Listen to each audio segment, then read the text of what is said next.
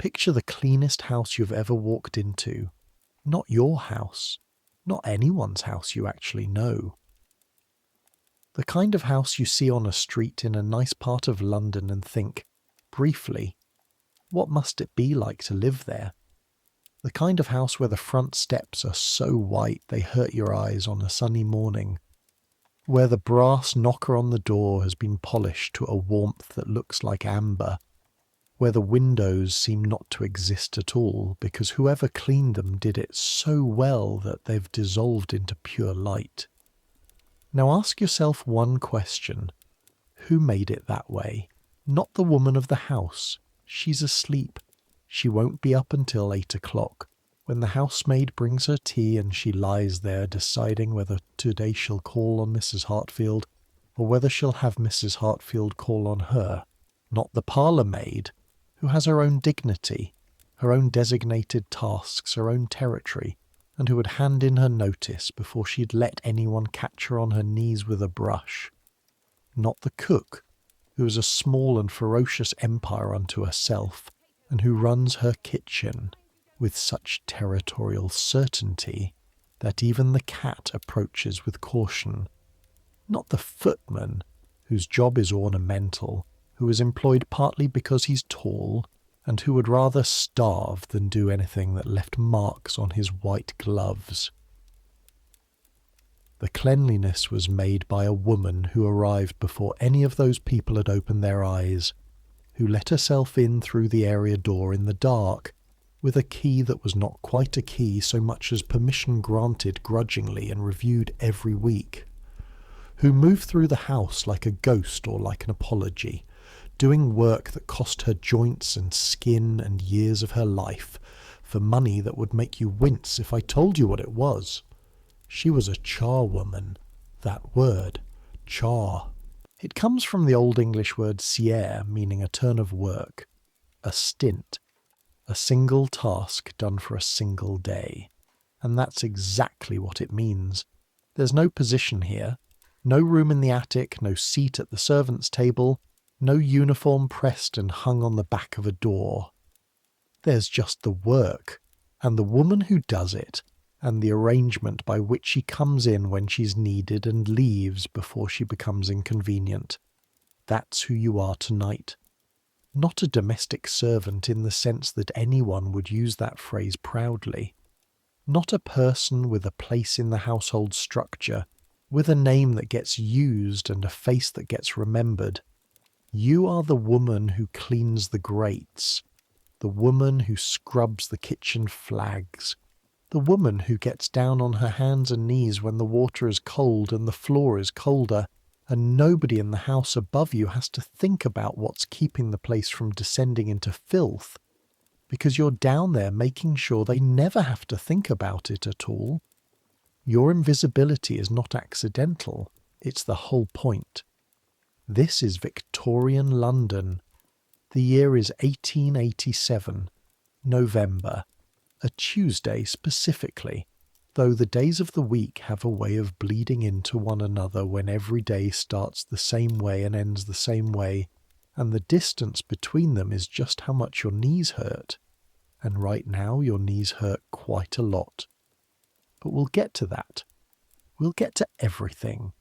The cold flagstones and the black lead and the ash that gets into your lungs and sits there for days.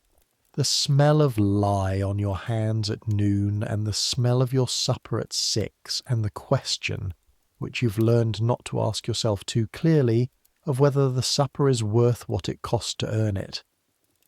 We'll get to the housekeeper, Mrs. Percival, who looks at you the way she looks at the mop bucket, with the specific form of disdain reserved for things that are necessary but distasteful. We'll get to the moment, later this morning, when you'll stand at an upstairs window and look out over London in the pale November dawn and understand something about this city that the people who live in it never quite grasp, because they've never had to clean it. All of that is coming. But first, let's go back to 3 o'clock in the morning, which is when your day begins.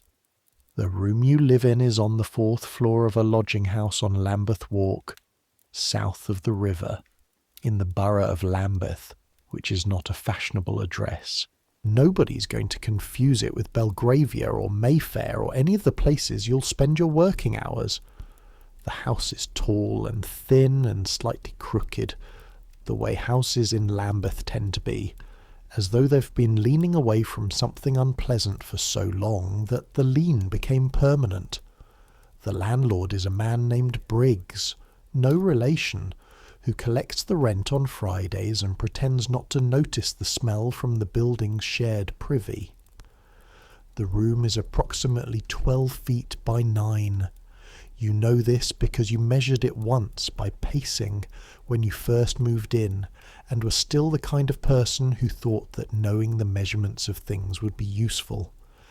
It contains a bed, a washstand with a basin and a jug, a chair, a small table, a fireplace that you almost never light because coal costs money, and a hook on the back of the door where your good dress hangs.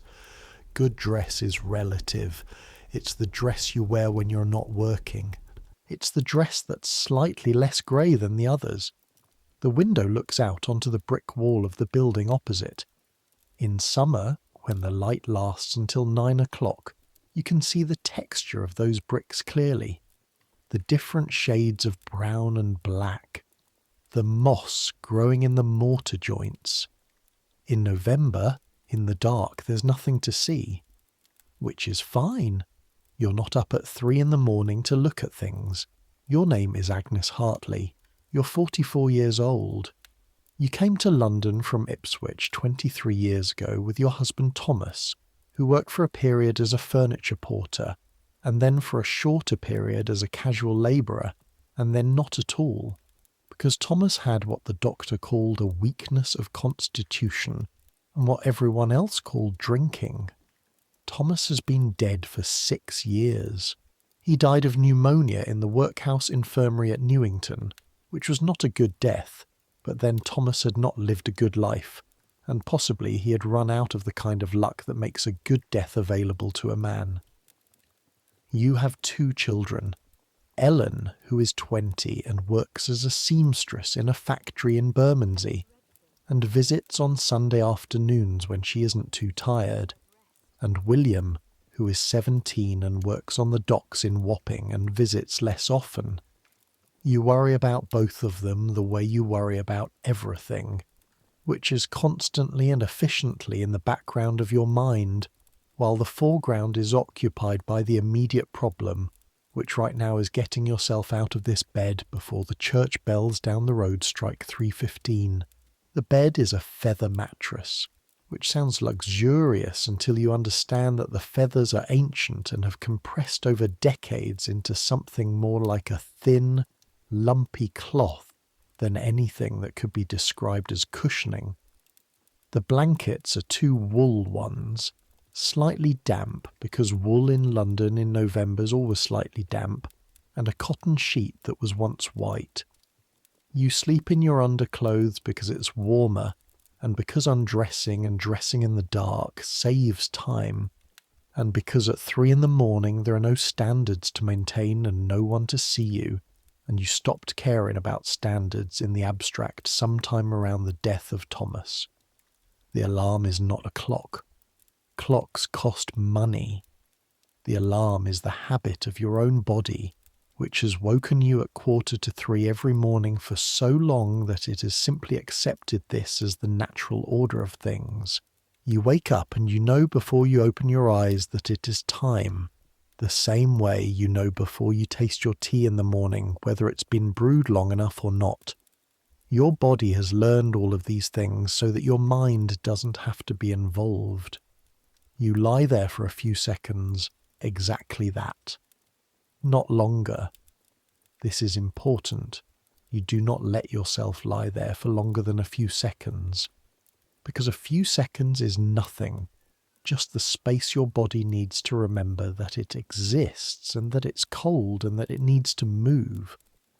But if a few seconds becomes a minute and a minute becomes 2, and you let the warmth of the blankets persuade you that there's no urgency, that another 5 minutes won't matter, that the cold can wait just a little longer. If you let yourself believe any of that, then it's over. Then you're back asleep in 10 seconds flat, and the next thing you know is the bell striking 4 and you're late, and Mrs. Percival is standing in the kitchen with that face she makes. So, a few seconds, no more. You sit up. The cold hits you the moment the blanket comes off. That's the right word for it. Hits. Doesn't just arrive, it strikes.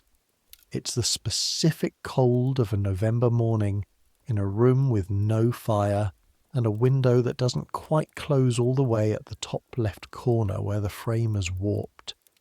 A cold that has spent the whole night getting into the room through that gap and accumulating against the walls and floor, and now has to go somewhere, and where it goes is straight at you. You stand up.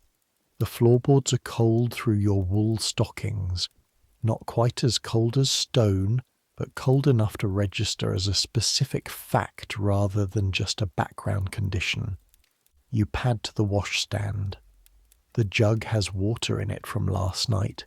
Yesterday evening you filled it from the tap in the courtyard below, carrying it up 4 flights of stairs with the practiced efficiency of someone who has done this 10,000 times, and now it's cold, the way water left out all night in November is cold, which is very. You pour a little into the basin, just a little, enough to splash on your face, on your wrists, the back of your neck. The shock of it is useful. Your body protests briefly and then decides to be awake. You don't have a mirror, or rather, you have a small piece of mirror about 4 inches across propped against the wall behind the washstand, but at 3 in the morning with no light except the candle you've just lit. The mirror is more symbolic than functional. You dress in the dark mostly. Working dress first. The brown wool skirt, thick and heavy, with a hem that's been let down and taken up and let down again so many times that the fabric at the fold has a different quality, slightly shiny than the rest of it. The flannel underbodice, the grey blouse, the thick woolen stockings over the first pair. You wear 2 pairs of stockings in winter. You learn this the hard way. Your knees are your livelihood, and your knees spend half the morning in contact with cold stone or cold water, and if you don't protect them, they'll let you know about it loudly, in the form of pain that starts at the knee and travels up into the hip, and sometimes down into the ankle for no reason. You can discern except to be comprehensive. The apron goes on last, not the good apron. The charring apron, which is a sack apron, made from coarse sacking material, tied around your waist and over your skirt, going down almost to the hem. It's brown-black now from use, stained in layers, ash first, from the grates. Then blacklead, the graphite paste you use to polish the grates after you've cleaned them, which marks things permanently, and which has been on this apron in some form since before you can remember. Then lye, from the floor scrubbing. Then whatever specific substances the current week has produced. The apron is important. The apron is almost the job. You tie it on, you put on your boots. They're good boots, relatively speaking, properly soled, and with laces that still lace, which is not always guaranteed at this price point. You save up for boots the way some women save for hats or jewellery. You can work without jewellery. You can work, theoretically, without a hat. Without boots with sound soles, in a London winter, doing the kind of work that takes you across wet stone and soot-covered floors, you're in genuine trouble. The candle goes in the tin lantern that hangs on a hook by the door. You take your bag from under the bed.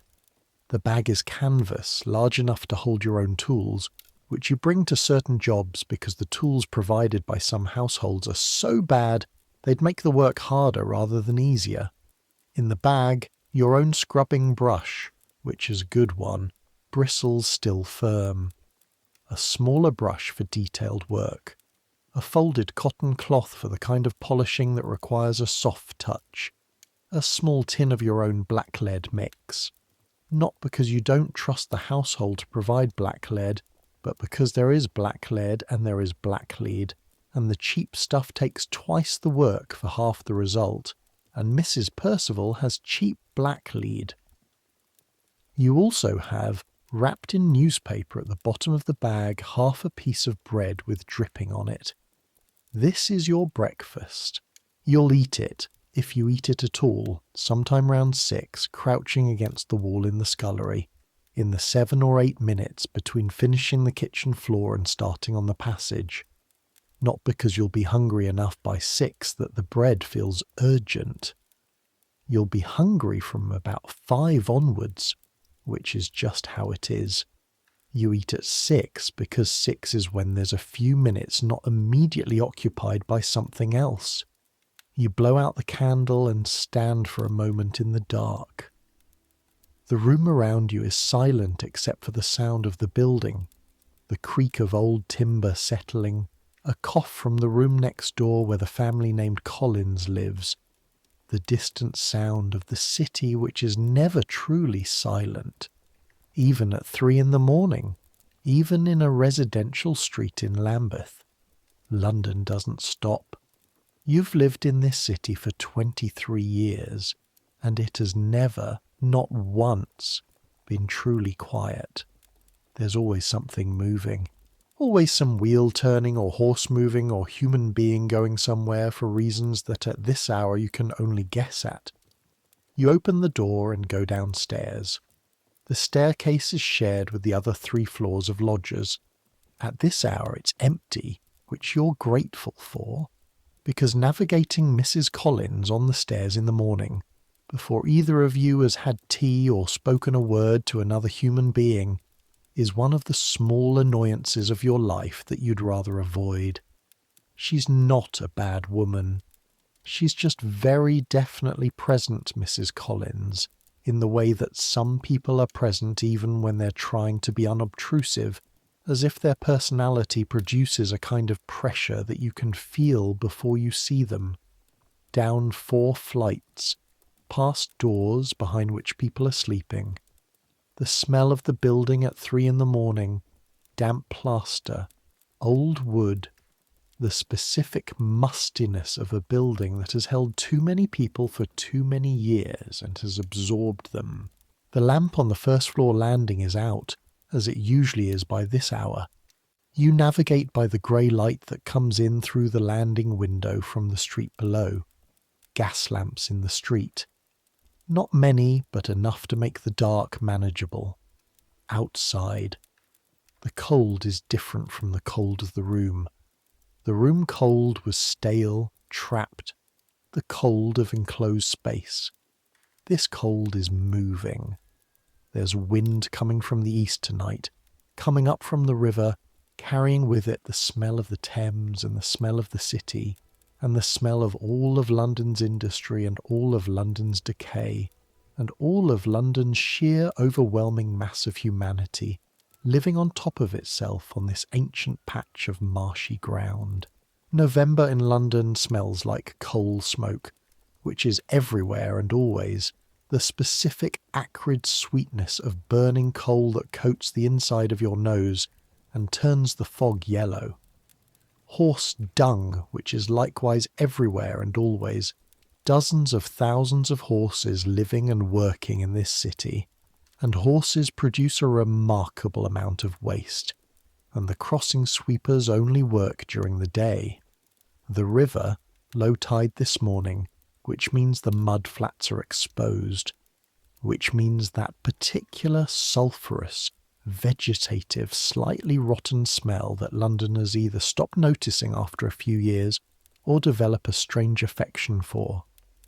The bread from the bakery 2 streets over that starts its ovens at 2 in the morning, and whose smell at this hour is the only unambiguously pleasant thing in the air. And underneath all of it, pervasive, inescapable, the smell of people, the millions and millions of people who are compressed into this city and who produce, even in their sleep, the warm biological smell of concentrated humanity. You walk north. Lambeth to Pimlico is just over a mile, crossing the river at Vauxhall Bridge. On a clear day in daylight, with something to look at and somewhere pleasant to be going, it's a pleasant walk. At 3:30 in the morning in November, it is not a pleasant walk.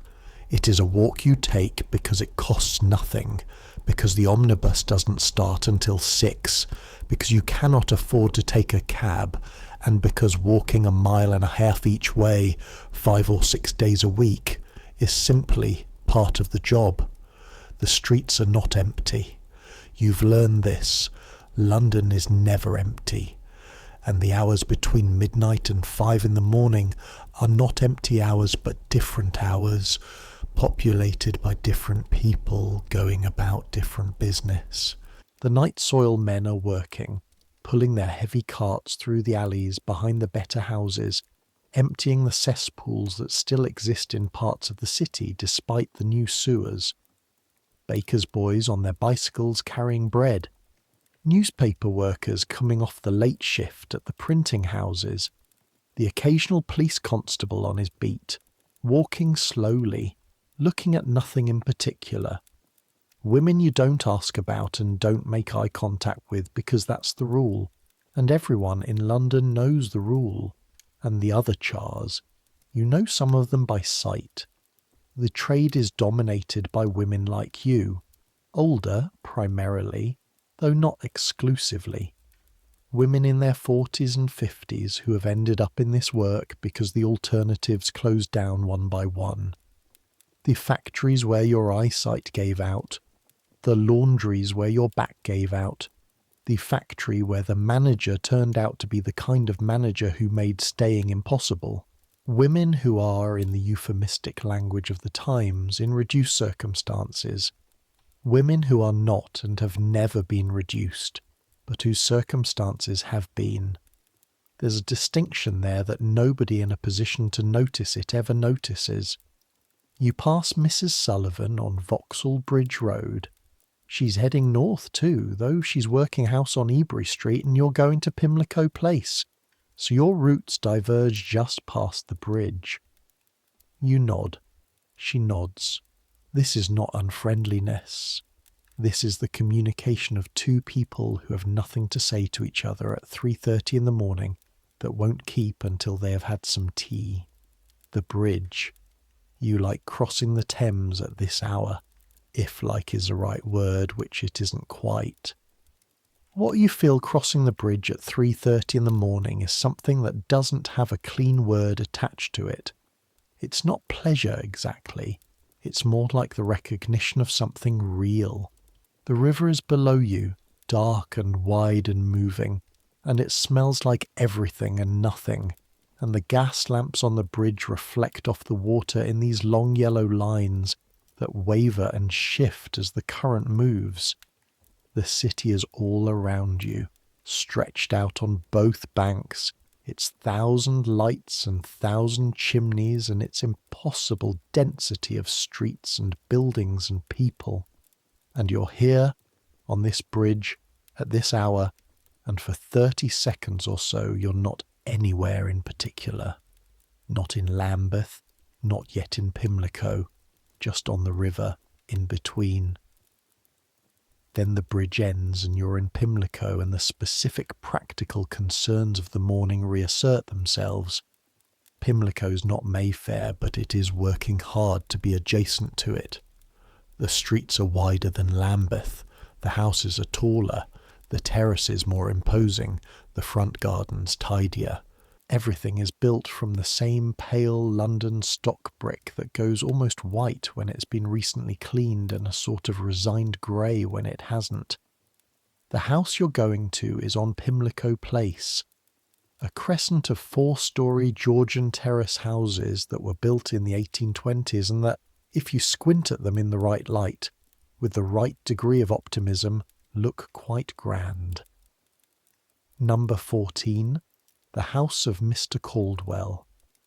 Edmund Caldwell, solicitor, 53 years old, who inherited the house from his father, who was also a solicitor, and who lives there with his wife Charlotte, 39, their 2 daughters, their cook, their housemaid, and you, on Tuesdays and Fridays, and whenever Mrs. Percival decides that a special clean is required, and sends a message via the post.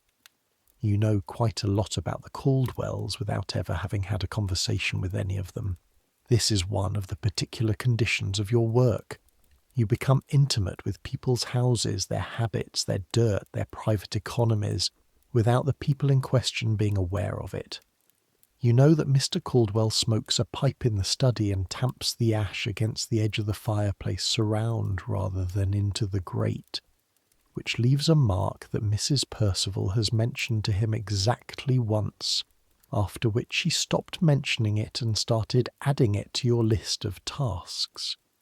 You know that Mrs. Caldwell takes her tea in bed, and that there are always at least 2 cups required, because she tends to let the first one go cold. You know that the elder daughter, who is about 16, has been reading novels that she keeps under the mattress, which you have never moved or mentioned because it is not your business, and because whatever small rebellion she's conducting against the respectable life being prepared for her seems understandable from where you're standing. You know that the kitchen fireplace draws badly on the north side and needs to be swept more frequently than the household wants to pay for. You know that the coal scuttle in the drawing room has a crack along the bottom that has been repaired with putty and will fail catastrophically within the next winter. You know that the good silver is kept in a locked cabinet in the dining room, and that Mrs. Percival has the key on a ring at her belt, and never lets it out of her sight, not because she thinks you'd steal it, but because that is the procedure, and Mrs. Percival's relationship with procedure is total and undeviating. The area steps going down to the kitchen entrance are stone. There are 11 of them. On wet mornings they are slippery, and there is a handrail that was installed before you started working here, and that has been slightly loose since before you started working here. And that will, one of these mornings, give way under someone's hand at a crucial moment, and that person will fall, and nobody will be able to claim they weren't warned because the looseness is visible to anyone who looks. But nobody who looks at it is in a position to pay to have it fixed, and nobody who is in a position to pay to have it fixed has looked at it recently. You grip the rail carefully, feeling the slight give, and take the steps slowly. The area door is unlocked. This is the arrangement. Mrs. Percival unlocks it before she goes to bed, at around 11, and relocks it when the household is up and about and the area door is no longer needed for nocturnal service arrivals. It is a matter of some trust, or rather it is a matter of a specific agreement that approximates trust within clearly established limits. You're trusted not to steal anything. You're trusted to do the work. You're not trusted enough for a key of your own. The kitchen. This is where you start, and this is where, for the first hour and a half, you'll spend most of your time. It's a large kitchen, as kitchens in houses of this size tend to be, the whole basement level, low-ceilinged, lit by windows set high in the wall just at street level, through which in the daytime you can see the feet of people walking past on the pavement above. At this hour the windows are dark rectangles showing nothing. The kitchen range dominates the north wall. It's a Leamington Kitchener, a big cast-iron affair that serves as both a cooking range and a hot water system, with an oven on one side and a boiler on the other, and a series of plates and trivets that can be moved to regulate heat. When it's running properly, it's magnificent. When it's running poorly, it fills the kitchen with smoke, produces insufficient hot water, and makes Mrs. Beale, the cook, progressively more difficult to be around. right now banked for the night with just enough coal to keep it from going completely cold. It's making a faint ticking sound as the metal contracts slightly in the cooling kitchen, and there's a low red glow visible through the cast iron door. The floor is stone flags, blue Staffordshire engineering brick, laid in 1824 when the house was built and relaid in 1863 when the original ones cracked in the bad winter. They are hard and cold and smooth, and when they're wet they are extremely unforgiving if you put your weight down wrongly. You know every one of these flags by feel at this point. The one by the range with the slight chip at the corner, the one in front of the scullery door that sits infinitesimally higher than its neighbours, which catches your toe if you're not watching, the one in the far corner that sweats moisture even in dry weather, for reasons that have never been explained to your satisfaction. You put your bag down on the kitchen table, a heavy oak table scrubbed white on the top, that takes up the centre of the room and which serves as preparation surface, eating surface, writing surface when Mrs. Beale is making her household inventories, and general repository for whatever is put down and not picked up again. Right now it has on it an empty bread tin, a rolling pin that someone has left out, a crockery jug, a candle in a brass holder, and a folded copy of last Thursday's Daily Telegraph, which has been sitting there since Thursday, and will probably remain until someone has a specific reason to move it. You light the candle from the box of matches in your bag. You find the oil lamp on the shelf above the dresser and light that too, because the candle alone isn't enough to work by, and because working by insufficient light is how you make mistakes that cost you time, and time today is not something you have to waste. Now, to the grates. Let me explain the grates, because this is central to everything, because if you don't understand the grates, you don't understand the job. Every fireplace in a Victorian house of any pretension has a grate. A grate is the iron framework that sits inside the fireplace opening, holds the coal while it burns, and provides both the practical and aesthetic focal point of the room. In a house like number 14 Pimlico Place, there are 8 fireplaces in use. The kitchen range, which is separate and handled differently, 2 in the drawing room, 1 for the front and 1 for the back, 1 in the dining room, 1 in Mr. Caldwell's study, 1 in Mrs. Caldwell's sitting room, 1 in the master bedroom, and 1 in the girls' schoolroom. 8 grates. Every one of them, every morning, has been used the previous day and through the previous evening, and every grate that has been used is, by the morning, full of ash, covered in the residue of burned coal, and grey and dull where it was black and bright the last time you saw it. Coal burns dirty. Everything about coal is dirty. The ash is grey-white and fine as powder, and it goes everywhere. The coke deposits, the hard glassy slag that forms where coal has been hottest, attach themselves to the iron bars of the grate and have to be broken off. And the surface of the iron itself, where the heat and the combustion products have been working on it, becomes dull and sometimes slightly rust-spotted if anyone has been careless with water. Your job with each grate is threefold. First, remove everything that's in it. The ash, the coke, the debris. Take it out carefully, so you don't send a cloud of fine ash into the room, and put it in the ash bucket, which will go out to the dust hole in the area.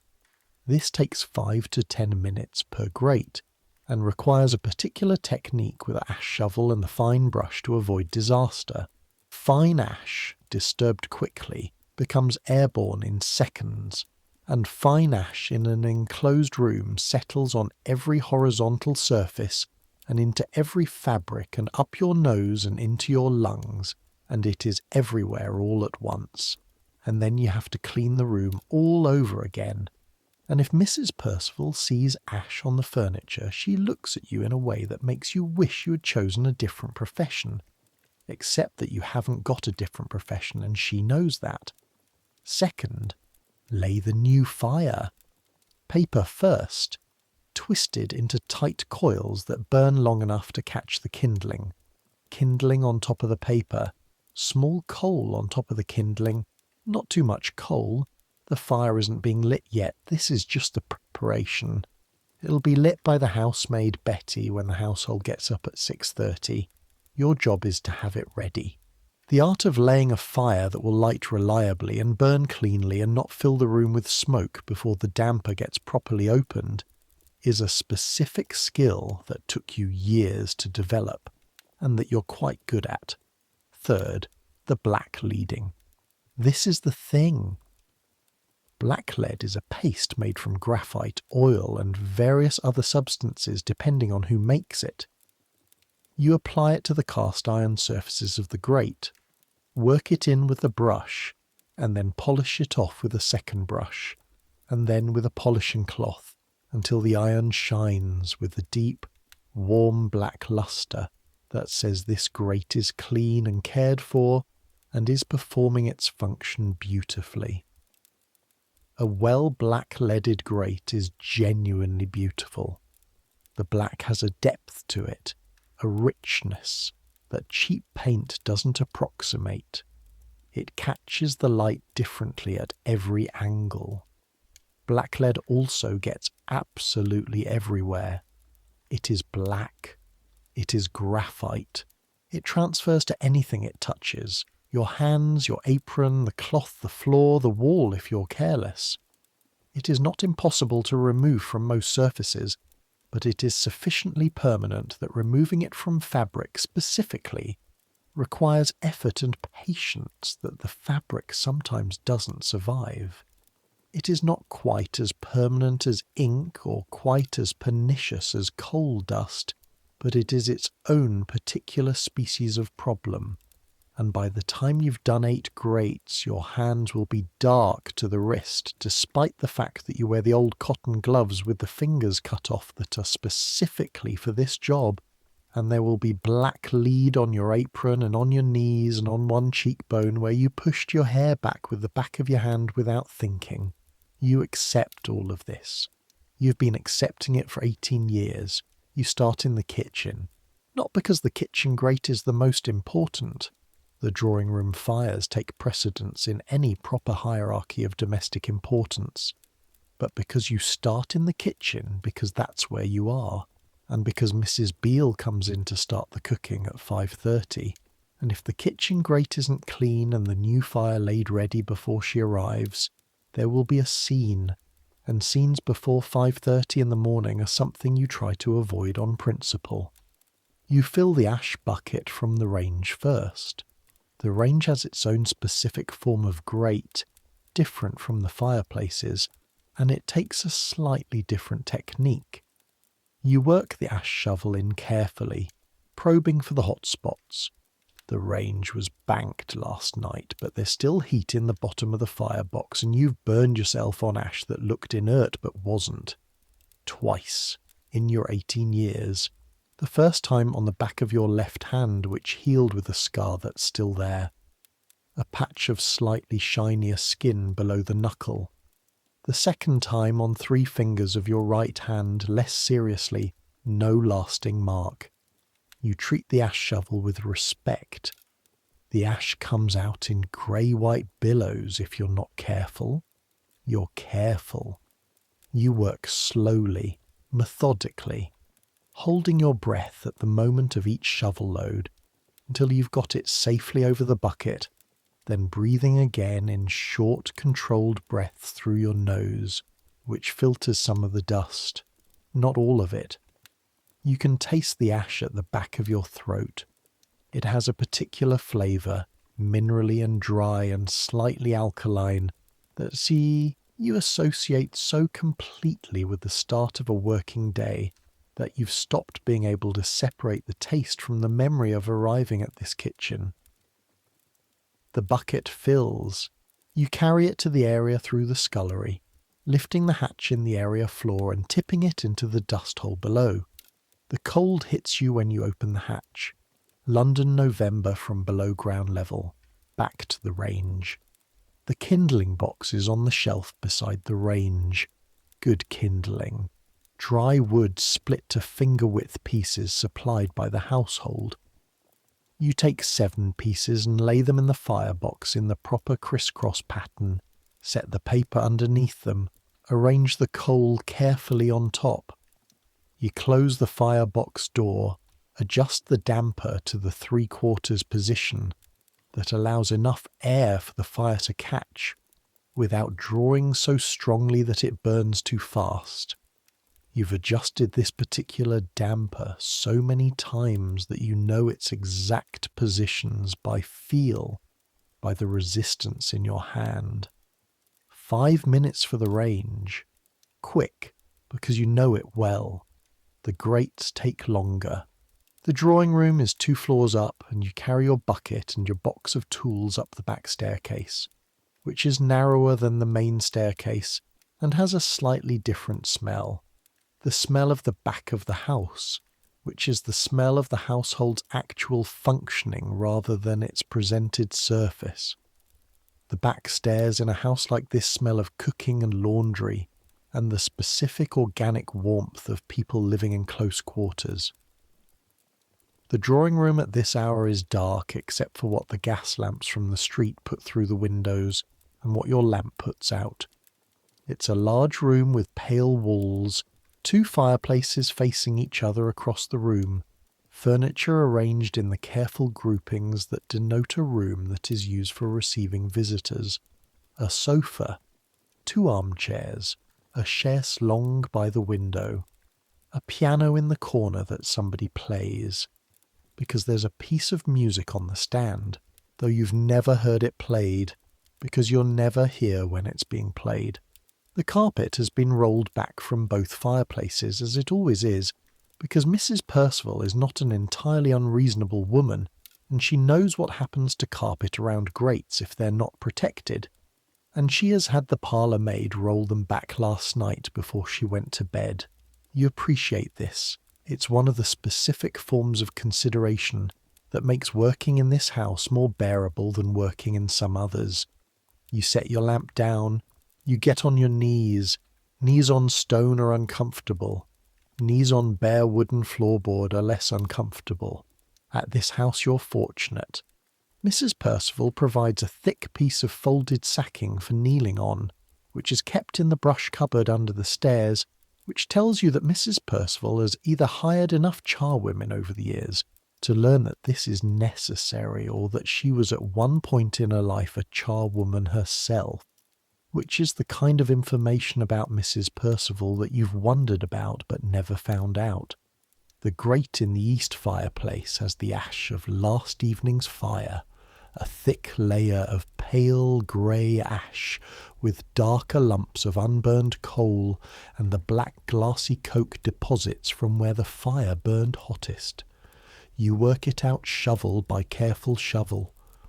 The cold of the room at this hour is the cold of a space that's been sealed since 10 o'clock last night, when the household went to bed.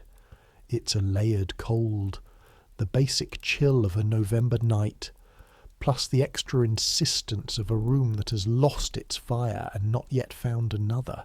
Your breath makes small clouds above the grate. Your hands, working without the gloves for this stage because you need to feel the shovel and the texture of the ash to work without spilling, are red and chapped where they emerge from your sleeves, the knuckles dry and slightly cracked in the way that hands used constantly and water crack in cold weather. This is what they look like, your hands. Let's be specific about it, because nobody ever is. The palms are thickened with callus, particularly at the base of the fingers and the heel of the hand, from the brush handle and the scrubbing brush and the mop handle. The skin on the back of the hands is rough and reddened and dry, cracked at 3 of the knuckles with the old burn scar on the left hand that you've stopped thinking about most of the time. The fingernails are short and have a permanent darkness along the edges despite scrubbing, because there are substances that just don't come out completely, and blacklead is one of them. These are not the hands of a woman who does light work. These are the hands of a woman who has spent 18 years in close contact with surfaces that require cleaning, and they look it. You don't think about your hands very much. You think about what they're doing. They're doing this now. Ash shovel, careful lift over the bucket. Again, again. The ash thins. You go to the fine brush, sweeping the residue from the bars and the back panel and the fire basket.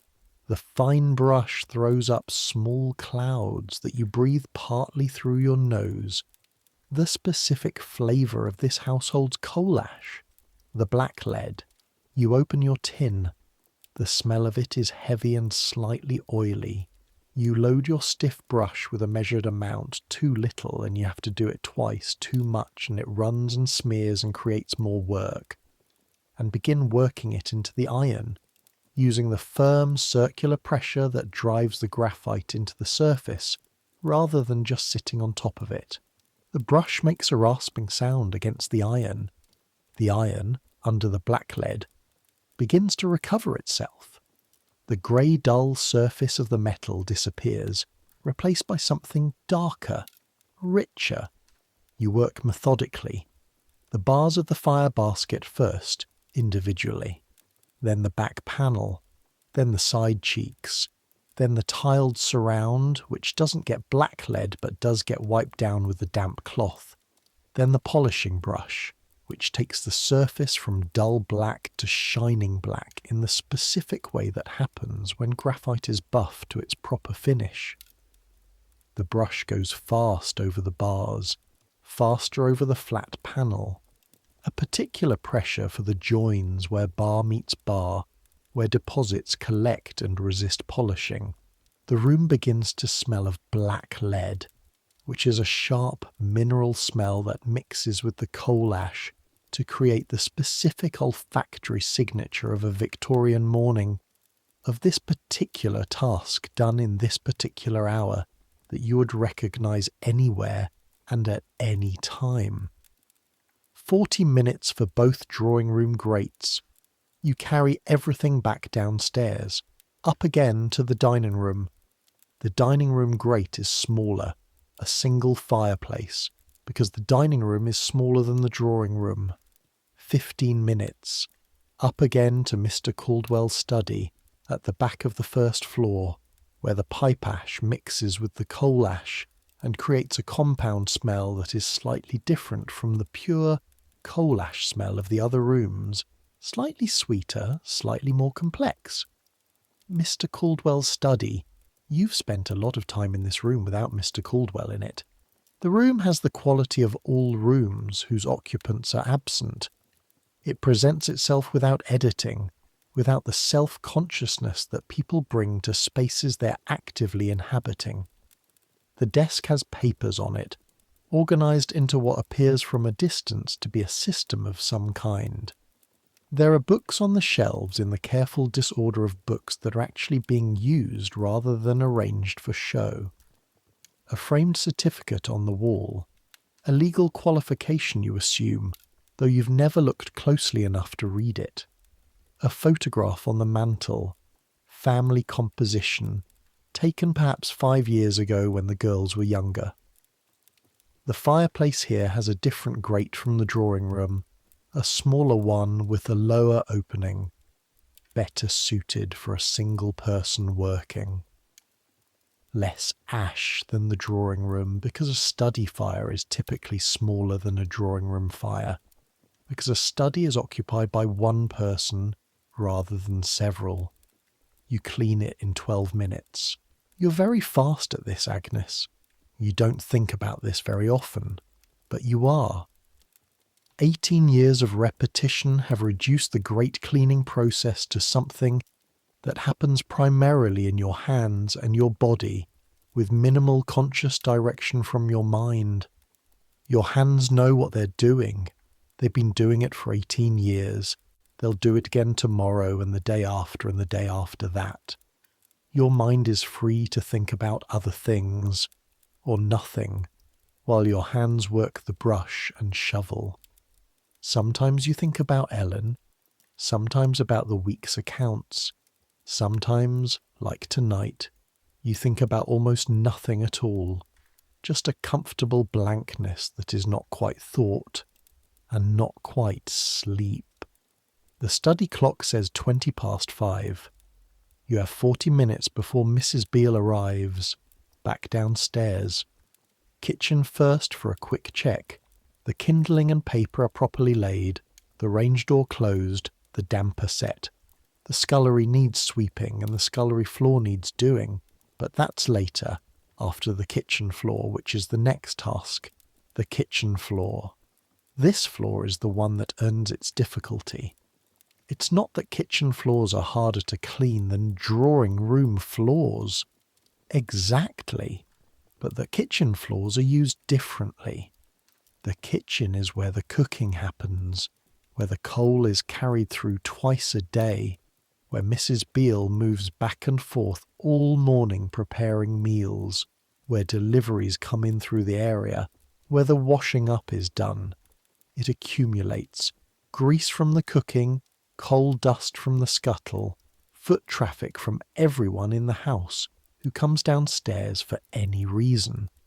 The general entropy of a space that is in constant heavy use.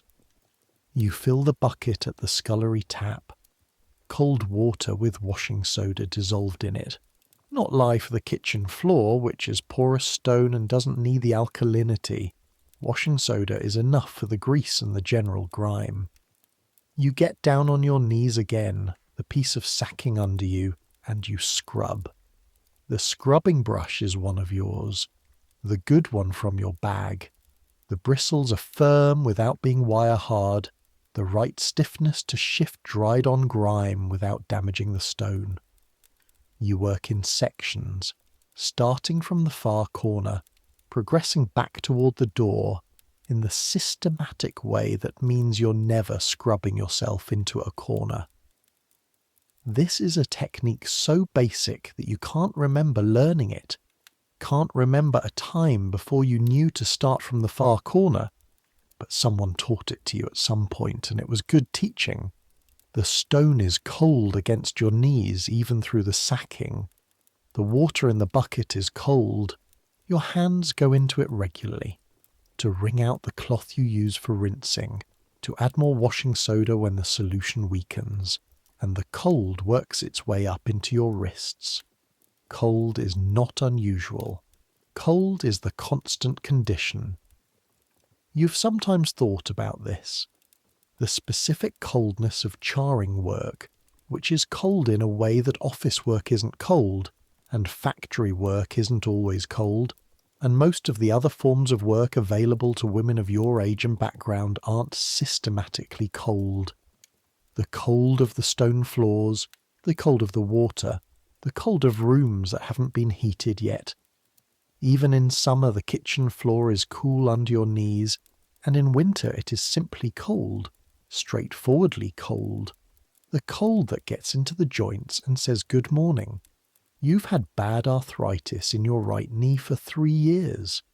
The knee works, it functions, it allows you to do the job, but it has opinions about cold, strong opinions, expressed in the language of a deep ache that starts when you first kneel and fades after 10 minutes or so, when the joint has warmed slightly and given up its objections. You've learned to start slowly, to let the knee settle, to not push it too hard in those first minutes. Scrubbing. The flags come up clean behind the brush, the grey-brown of wet stone replacing the duller colour of accumulated grime. The grime itself is not dramatic. This is not a kitchen that hasn't been cleaned in weeks, but it's the grime of 24 hours in a working kitchen, which is enough, which is always enough to require this. You rinse the section with the clean water from the second bucket which you've brought in and set by the door. You move to the next section. Your shoulder is working, the right one, which has a history with heavy work. 3 years ago you pulled something in that shoulder carrying a coal scuttle up the back stairs at a house in Kensington. and it's never quite gone back to how it was before. The ache is low grade now, just background, a companion to the knee arthritis and the roughness of your hands. Your body is a record of what you've asked it to do for 44 years, and it keeps the records faithfully. The bread.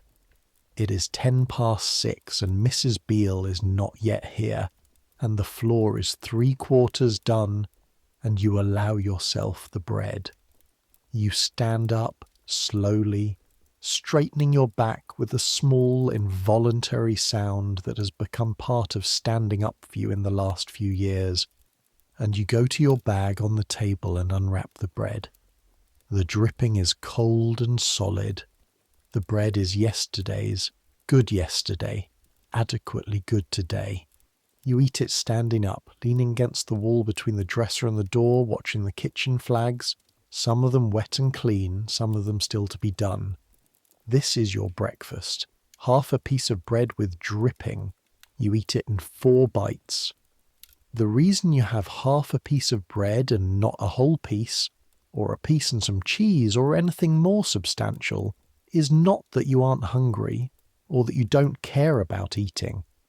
It's that this is what a morning's food costs when you've calculated the week's accounts, the way you've been calculating them every Sunday night for the past 12 years, since Thomas died, and you became solely responsible for the rent and the food and the coal for the room, and Ellen's shoes when she needed new shoes, and the occasional unexpected expenditure that every life produces. You earn, on a good week, when you have 2 or 3 full days' work, between 5 and 8 shillings. Rent for the room is 2 shillings and 6pence a week. Coal for the room in winter is 1 shilling. Food. You allow yourself 2 shillings and 6pence for the week's food, which sounds like nothing, because it is nothing. And within that nothing you make choices that have become so automatic you barely think of them as choices anymore. Half a loaf of bread lasts 4 days if you're careful. Dripping, which is the fat skimmed from the top of the pot when meat is boiled, costs a few pence from the butcher and stretches over the week as a supplement to bread. Tea, 1 ounce, lasts 3 days at 2 cups a day. Occasionally, if the week has gone well, a piece of salt fish or some pickled herrings. Occasionally, if the week has gone badly, nothing except the bread and dripping and whatever tea remains. Ellen sometimes brings something on Sundays, a piece of cake from the baker where one of her friends works. Once she brought a whole small meat pie, and you ate it together at the table, and it was exceptional. And you didn't ask what it had cost her, because asking would have been rude, and because knowing would have made you feel worse rather than better. William sends money sometimes, not regularly. When he has it, you accept it without making too much of it either way. Finish the bread. Wrap the paper back up in case there's anything left for later. Back to the floor. Mrs. Beale arrives at 6:25. You hear the area door, then a heavy tread on the kitchen stairs. Mrs. Beale is a substantial woman, and she walks the way she does everything with full commitment. And then she's in the kitchen, looking at you on your knees on the last section of the floor, and she makes the small sound she makes every morning at this juncture, which is not quite approval, and not quite indifference, but somewhere between them. A professional acknowledgement that the work is proceeding as it should. Morning, she says. Morning, you say. This is the extent of your conversation for the next 20 minutes. Mrs. Beale starts the range, which lights from your careful laying, catching properly on the 3rd match, which is a good omen for a Tuesday, and begins assembling the things she needs for the household's breakfast.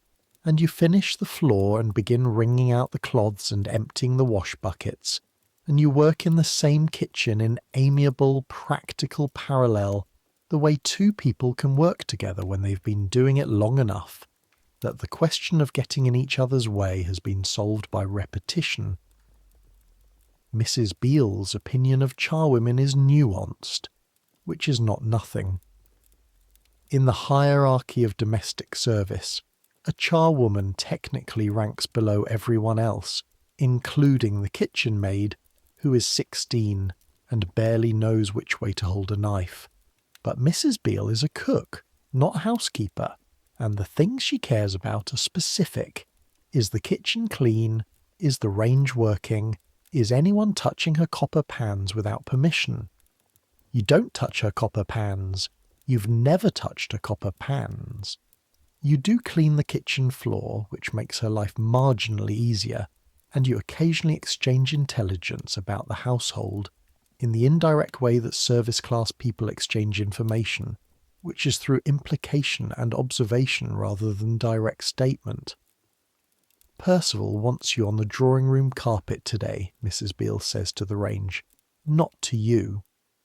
This means that Mrs. Percival has decided the drawing room carpet requires the India rubber brush and the bay salt treatment, which takes time and is hard on the knees and back in a different way from scrubbing floors.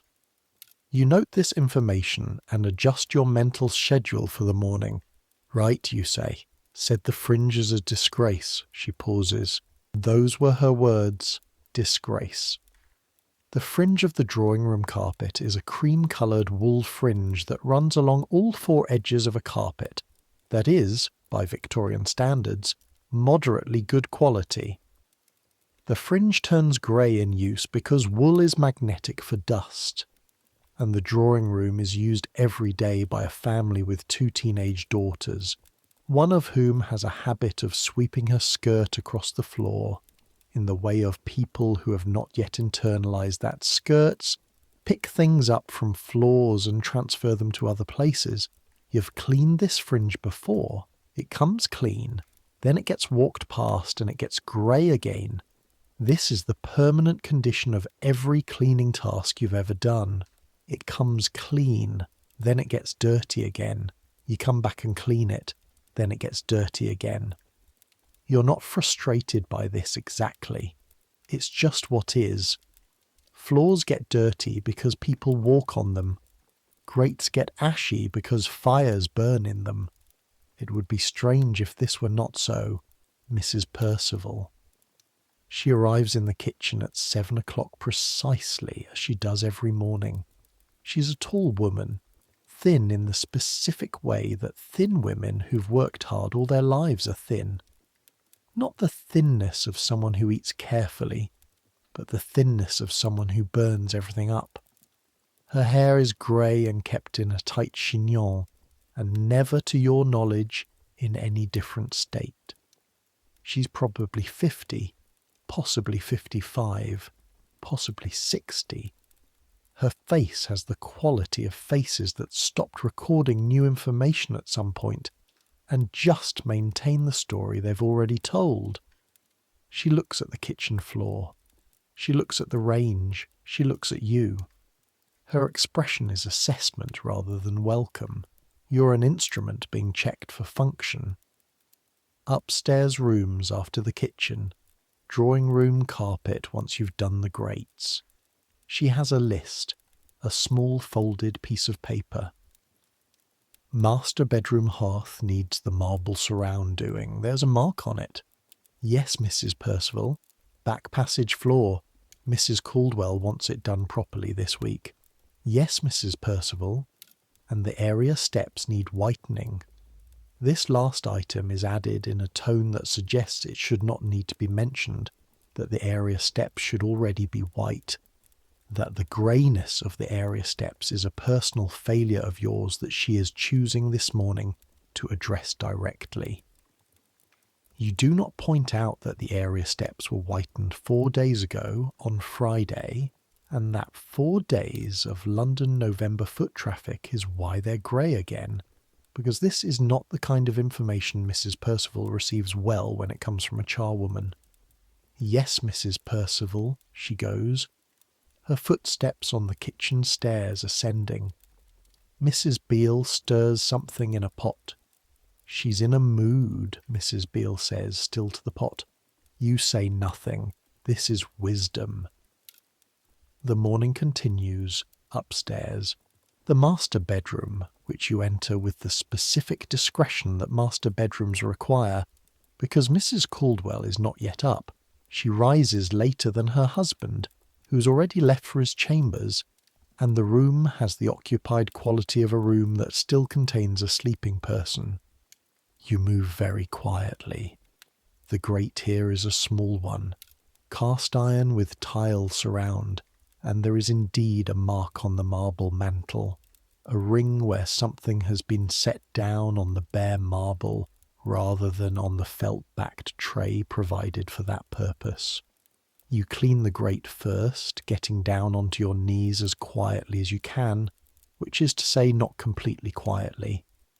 Your knees protest the landing in the way they always do now, with a small grinding sensation that you've decided not to examine too closely, and you clean it with the same systematic care as the others. The mark on the marble is circular, brownish. Tea, probably.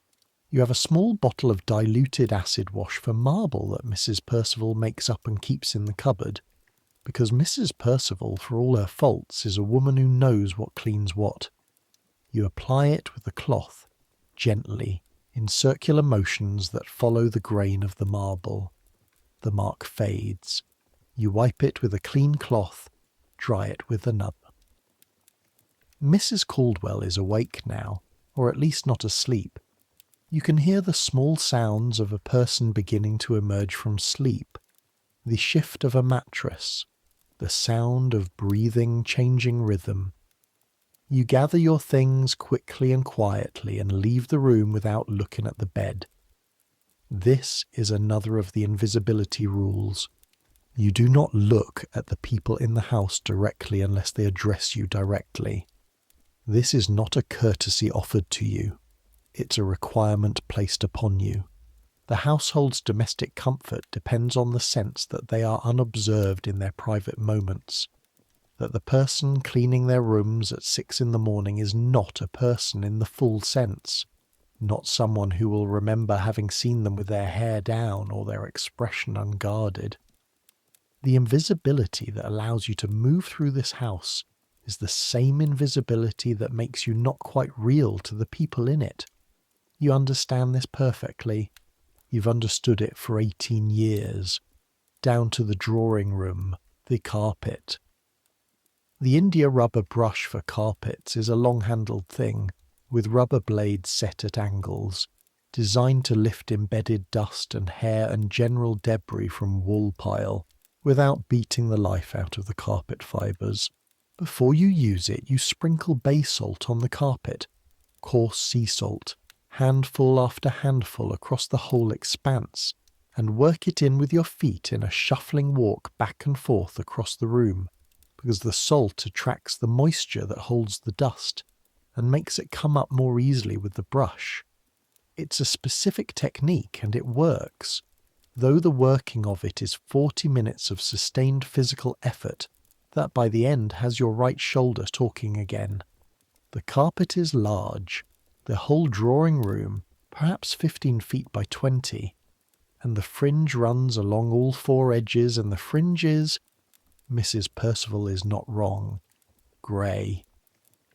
The colour of grey that wool absorbs when it lives in a London house in 1887, which is partly genuine dust and dirt, partly coal soot that has diffused through the air and settled, partly the specific greyness that proximity to the Thames and the coal-burning city produces in everything pale.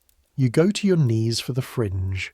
The fringe requires the fine brush, drawing it along the wool strands in the direction of the weave, then across, loosening the embedded particles, then going back along the direction again to restore the lie. Then the carpet brush, running along each strand length to bring the colour back. You do this by section, systematically, moving along the edge from corner to corner. Your knees again.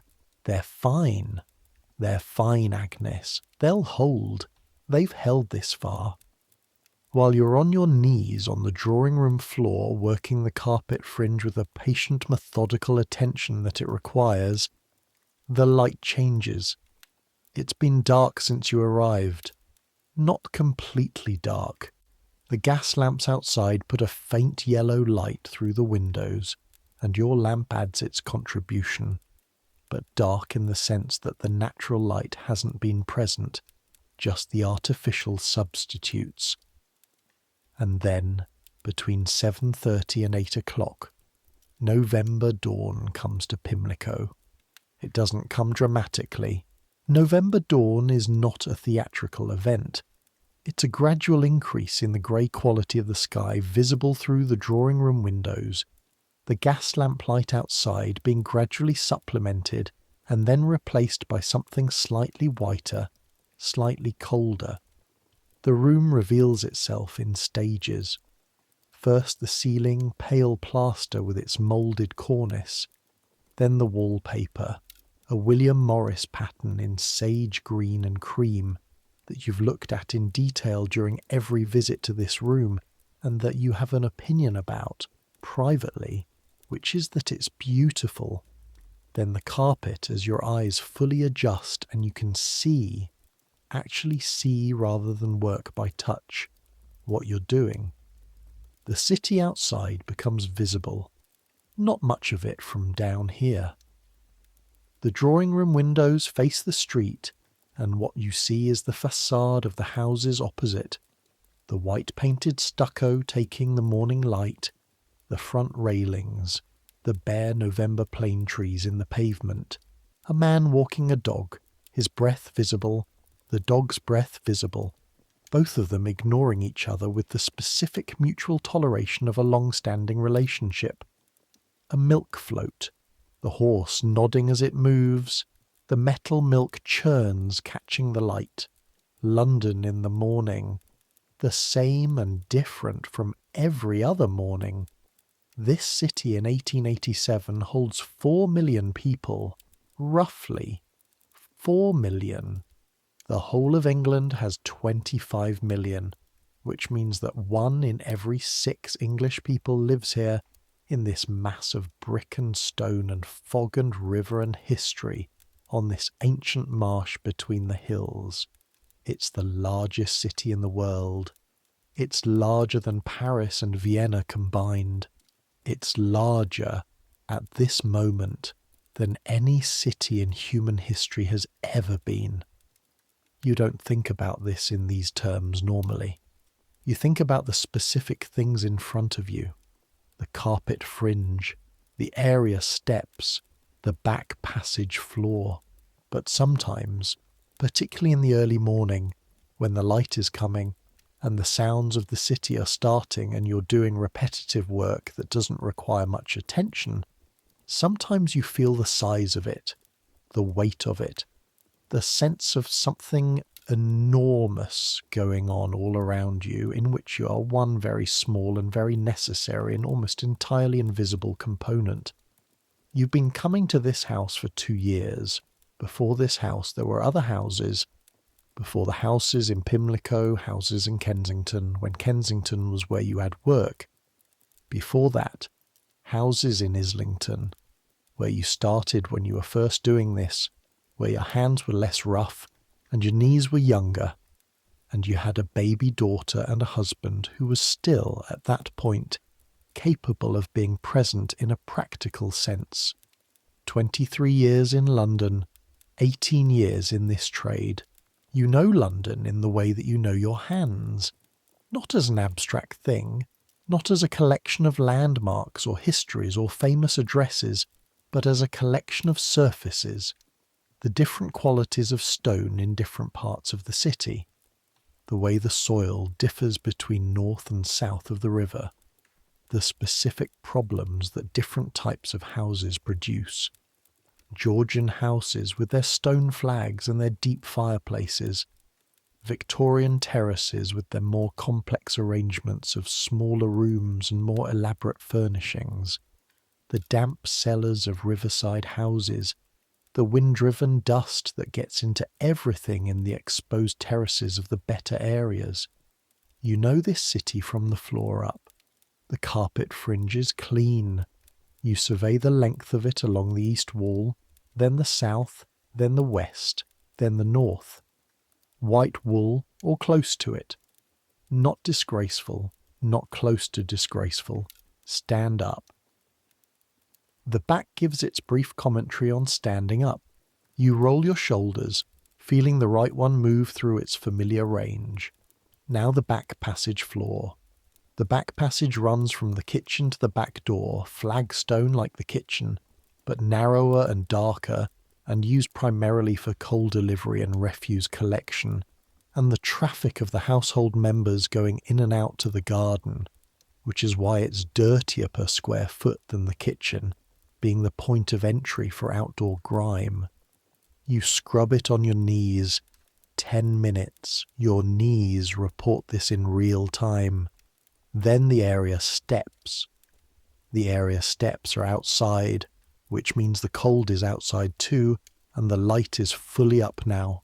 And as you climb to the area level with your whitening brush and your pail of diluted whitening compound, you're standing in Pimlico Place, which is to say, you're in the world, the actual world, the world that exists outside the house's enclosed domestic life. The steps go white under the brush with the satisfying clean efficiency of a whitening compound that's been properly mixed. You work quickly, because working quickly outdoors in November is warmer than working slowly, because motion generates heat, and because the whitening dries more evenly if you apply it fast and even. Across the road, in the house directly opposite, a curtain moves. Someone looking out. Looking at you, probably, because there isn't much else to look at on Pimlico Place at 8:30 in the morning, except a charwoman whitening steps. You don't look back. You continue with the steps. This is one of the things about the job that you don't think about often, but that's always there. The fact that you work in public. Not in public the way a street vendor works in public, which is visibly, intentionally, as part of a commercial transaction, but public in the way that outdoor domestic work is public. You're seen doing it by anyone who happens to look, and the seeing is incidental, and the fact of being seen changes nothing. The curtain twitches, the steps get white. Both things happen. Some of the women you know who do this work dislike the outdoor parts for exactly this reason. The visibility, the sense of being observed in a condition that the person observing might look down upon. You've never found it particularly troubling. You're cleaning steps. Steps need cleaning. Someone has to do it. If the person behind the curtain finds this beneath their notice, or beneath their dignity to watch, that is their private business and they can close their curtain. Steps done. Back inside. 9 o'clock. You've been working for 5.5 hours.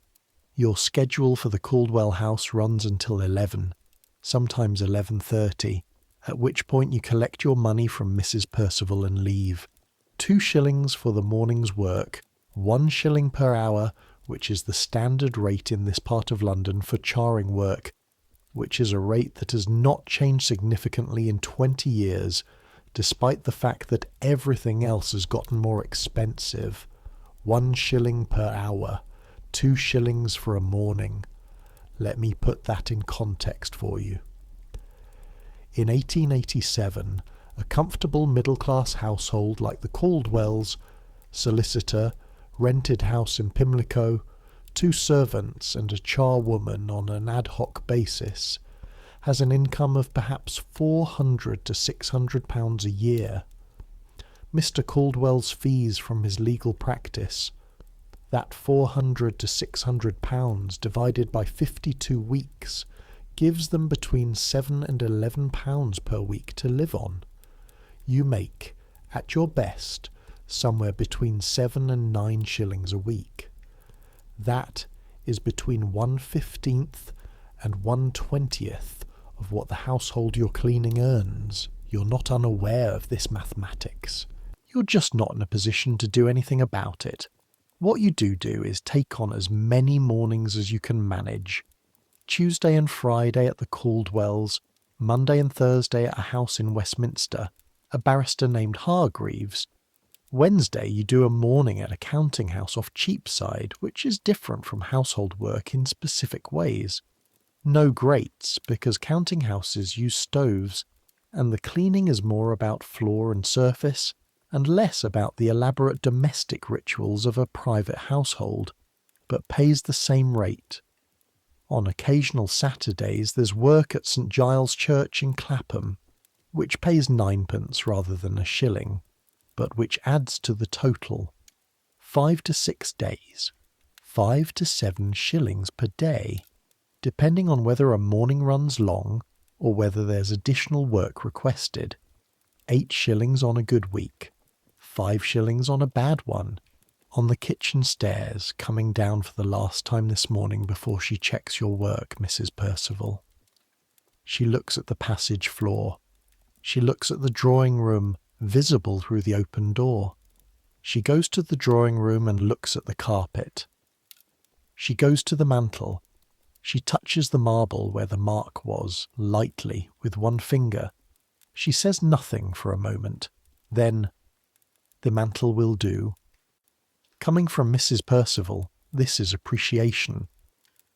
"The fringe needs attention again by Friday," she says, which means the fringe is clean but not clean enough, or rather, clean enough for now but not clean enough in the abstract, which is the condition that cleaning things always produces.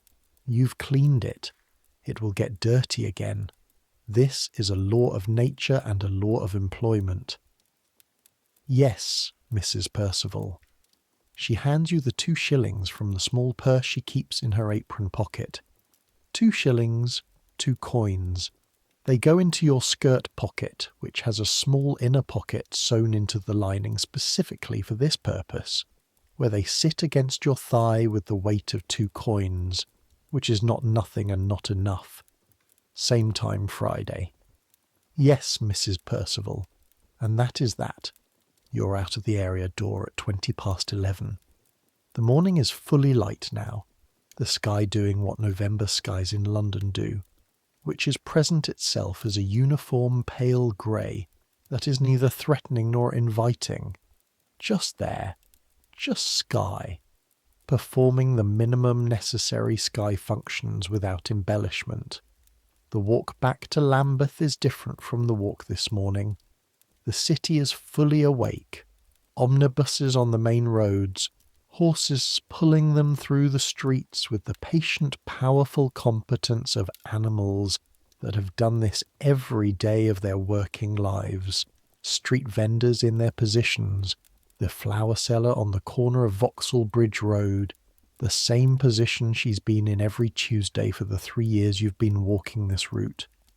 The coffee stall near the bridge, which does its best business in the cold months, the steam from the urns rising white into the grey air, newspaper boys, errand boys, a construction crew doing something to the pavement by the bridge approach. You stop at the coffee stall, a halfpenny for a cup of coffee, which is not really coffee in the sense that coffee from a coffee house in the city is coffee, but is a hot dark liquid with a slightly burned quality that warms you from the inside and justifies the halfpenny on purely thermal grounds. You drink it standing at the stall, holding the thick ceramic cup in both hands, letting the heat come through, and this specific moment, the coffee and the hands warming and the city going past and the temporary respite of standing still with something warm. This is, if you were going to pick one moment in the day that you'd describe as pleasurable rather than merely survivable, this is probably it. The coffee stall man is a Scotsman named Robert, who's been at this corner for 11 years and who runs his stall with a fierce efficiency and a quiet basic kindness that manifests as always having the cup ready as you approach, not making you wait, not making you ask. "Quiet morning," he says. "Enough." He nods. He knows your hours, roughly, knows what you do, has never asked directly, and you've never offered directly, and this is the correct level of exchange for a coffee stall at 11:30 on a Tuesday morning in November. Finish the coffee, hand the cup back, walk. The river, the bridge, the familiar smell of the Thames at mid-tide, the water grey-brown and moving, the boats going both ways, the city spires visible above the South Bank buildings, Blackfriars Bridge in the middle distance, Waterloo Bridge beyond it, the great curve of the river that makes London London, the thing that has always been here under all of this, the river that the Romans built their city on, and the Saxons after them, and the Normans and the Plantagenets, and the Tudors and everyone since. Always the river, always this river. You cross it and go home. The room, the bed, the chair, the small table with the candle that you blew out this morning now waiting to be lit again. You take off your boots and your apron. Hang the apron on the hook with the good dress, which is a slightly strange juxtaposition, but there's only one hook. Fill the basin from the jug and wash your hands properly, the blacklead coming off in stages, the washing soda you keep in a small tin for this purpose cutting through the graphite, your hands going from dark grey to merely red and roughened after 5 minutes of attentive scrubbing. You look at your hands. They're 44 years old, they're tired. They'll do. Lunch, if you're going to call it that, is bread again, this time with a scraping of beef dripping and a cup of tea, which you make from the small kettle you keep on the miniature spirit stove in the corner. Tea with 1 spoonful of sugar, which is an extravagance you allow yourself because there are limits to what you'll deny yourself, and tea without sugar is, for you, across one of those limits. While the tea steeps, you sit on the chair by the window, the brick wall opposite, the grey sky above the brick wall, a pigeon on the windowsill of the building opposite, not doing much. This is rest. This is what rest looks like. It's what? You have approximately 3 hours until you need to go out again, because today being Tuesday, there's laundry to collect from Mrs. Doyle, who does the washing for several women in the street, and there's the question of coal, which you're running low on and can't run entirely out of with November fully established. The coal merchant's boy comes on Wednesdays. If you can leave a note with the woman downstairs this afternoon, he'll bring a 1/2 weight tomorrow, and a 1/2 weight will last you most of the rest of the month if you're careful, which you always are. The pigeon departs. The brick wall continues to be brick. You drink your tea now. Let me tell you about what happened in that upstairs window, because that's the thing I want to come back to, the thing I mentioned at the beginning, the moment earlier this morning before you finished, when you stood at a window in this house and understood something about the city. It was the drawing room window. The second time you were in the drawing room, going back to check the fringe after Mrs. Percival had looked at it, after you had finished the area steps before you came downstairs for your money. You were standing by the window, looking out, not especially thinking of anything, and across the road and slightly to the left you could see the plane trees of the small square at the end of the crescent, and beyond the trees the rooftops of the houses behind, and beyond those rooftops the upper floors and chimneys of the buildings on the main road, and beyond those, just visible above everything, a piece of sky. And on that piece of sky, in the far distance, the dome, St. Paul's Cathedral, Christopher Wren's Cathedral, built after the Great Fire of 1666, standing in the City of London, as it has stood for just under 2 centuries, the defining punctuation mark of the London skyline, visible from dozens of different places across the city if you're at the right height and looking in the right direction. You've seen it before, obviously. You've seen it hundreds of times. You've walked past the outside of it. Once, years ago, when you first came to London and were still the kind of person who went to see things, you went inside. But this morning, at this hour, In this light, you looked at the dome on the horizon, small from here, grey against the grey sky, barely distinguishable except for the shape, and you thought something that you're still thinking now sitting in your room. The city is polished, and it doesn't matter who polishes it. That is what you thought. St. Paul's was built by men who got credit for building it. Wren got the credit. The names in the history books are Wren and his patrons and the bishops and the monarchs who commissioned and consecrated and attended the great ceremonies.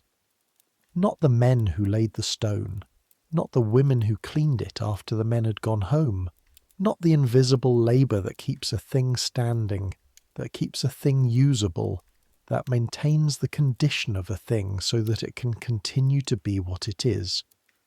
Every surface of every great building in this city gets cleaned by someone whose name is not on the building. Every floor of every institution that matters in this city gets scrubbed by someone who is not part of the institution. The city presents itself, in its monuments and its facades and its great public spaces, as a thing of order and dignity and permanence. It is clean, it shines, it impresses visitors from around the world who come to the greatest city on earth and see its cathedrals and its banks and its government buildings and think, what a civilization. And somewhere behind every single one of those impressive surfaces is a woman like you, with ash on her hands and cold in her knees, making it all possible. You looked at the dome of St. Paul's through the drawing-room window, and you felt something that wasn't quite pride and wasn't quite bitterness and wasn't quite resignation. Something more complicated than any of those things. Something that had all of them in it, and something else too, something harder to name. The sense of being part of something enormous and necessary and utterly unrecognised. You've felt it before. You don't usually let yourself think about it clearly, because thinking about it clearly produces emotions that aren't useful and don't change anything. But sometimes, in moments like that window moment, you let it through. You let yourself feel the size of it, just for a moment. The enormous weight of unacknowledged work. Then you went and checked the carpet fringe and told Mrs. Percival it was done, because that's what you do. Now, the afternoon, the coal merchant's boy, Mrs. Doyle's laundry, a note written on the corner of a piece of newspaper to leave with a woman downstairs, Mrs. Flanagan, who will tell the coal merchant's boy tomorrow morning. And then, later in the afternoon, because it is Tuesday and Tuesday afternoons are when you don't work, a walk. You allow yourself a walk in the afternoons when you don't have a second job somewhere, because walking costs nothing, and being outside is different from being in the room, and the room, by mid-afternoon, having been inside it since noon, begins to produce a kind of interior pressure that only going out relieves. You walk to Kennington Park, which is 20 minutes from the room on foot. A proper park, trees and grass, and the paths that were laid when it became a public park in 1852, before that being the common land that the Chartists used for their great meeting in 1848, the one that the government was so afraid of that they stationed soldiers throughout London in case it became a revolution. It didn't become a revolution. It became a public park. This is, depending on how you look at it, either a disappointment or a reasonable outcome. In November, Kennington Park is not at its most appealing. The trees are bare, the grass is wet, the paths have that particular November quality of being slightly muddy along the edges while remaining hard in the centre. But there are people here. Other people walking dogs, a few children with their mothers, the occasional old man on a bench with the focused blankness of a man who has decided that looking at a particular tree is sufficient occupation. You walk the main path twice. Your knees are better for the movement, the stiffness working out. Your shoulder settles to its background condition, just present rather than actively commenting. You think about Ellen. She'll come on Sunday, you'll have tea, she'll tell you about the factory and the women she works with, and about the young man she mentions more frequently now, a Mr. Davis who works in the warehouse above the factory floor. You'll listen and offer appropriate responses. You'll give her the half-shilling you've put aside each week for the past month, because she needs new boots more urgently than you need to save it. You think about the afternoon at the Caldwells, the drawing-room carpet, its fringe restored to pale wool, the kitchen floor scrubbed to its basic grey dignity, the grates, black-leaded and shining in 8 fireplaces throughout the house, laid with fires that won't be lit until the household comes back to life in the evening. All of that work, all of that effort, all of that cold and ash and black lead and wet stone. By tomorrow morning the grates will have been burned again, and the kitchen floor will have the evening's cooking tracked across it, and the drawing-room carpet will have been walked on, and the area steps will have London November doing its work on them. You'll go back on Friday and do it again. This doesn't frustrate you. It stopped frustrating you sometime around the 5th year. What you feel about it now is something more like the understanding of a professional. This is the nature of the work. Cleaning is not a thing you do once and it stays done. It is a continuous process of maintenance, like breathing, like eating. The house breathes in dirt and you breathe it back out. This is what houses require. This is what cities require. This is what you are. Let me tell you what a charwoman is, properly. Not what people think she is. The definition that sits in the social imaginary is something like the woman who does the rough work. But what she actually is in the functioning of this city in 1887, in the specific mechanical reality of how London works. London in 1887 consumes an extraordinary amount of coal. Some estimates put it at something like 11 million tonnes a year, nearly all of it burned in domestic and commercial fireplaces and stoves and ranges. 11 million tonnes of coal burned in a city of 4 million people. That coal, when it burns, produces ash. It produces soot. It produces the chemical products of incomplete combustion that coat surfaces and fabrics and lungs. It produces the specific quality of the London air, the famous fog that is not natural fog but a combination of natural water vapour and coal smoke that the city has come to consider as characteristic of itself. The ash and soot and residue of all that burning has to go somewhere. It goes into the grates, which have to be cleaned. It settles on the surfaces of rooms, which have to be wiped. It penetrates into the fibres of carpets and curtains and upholstery, which have to be beaten or brushed or washed. It coats the stone steps of every building in the city, which have to be cleaned. This is not metaphorical. The coal is not a metaphor. The ash is not a metaphor. The cold water and the black lead and the ash bucket are not metaphors. They are the literal physical requirements of a city that has chosen to power itself with coal, and that therefore must maintain systems for managing the consequences of that choice. And the primary component of that maintenance system is you, and women like you, the hundreds, the thousands of charwomen who move through this city every morning before dawn, doing the work that keeps it functional, that keeps it looking like itself. There are approximately 30,000 charwomen in London in 1887. 30,000. Nobody knows this number exactly.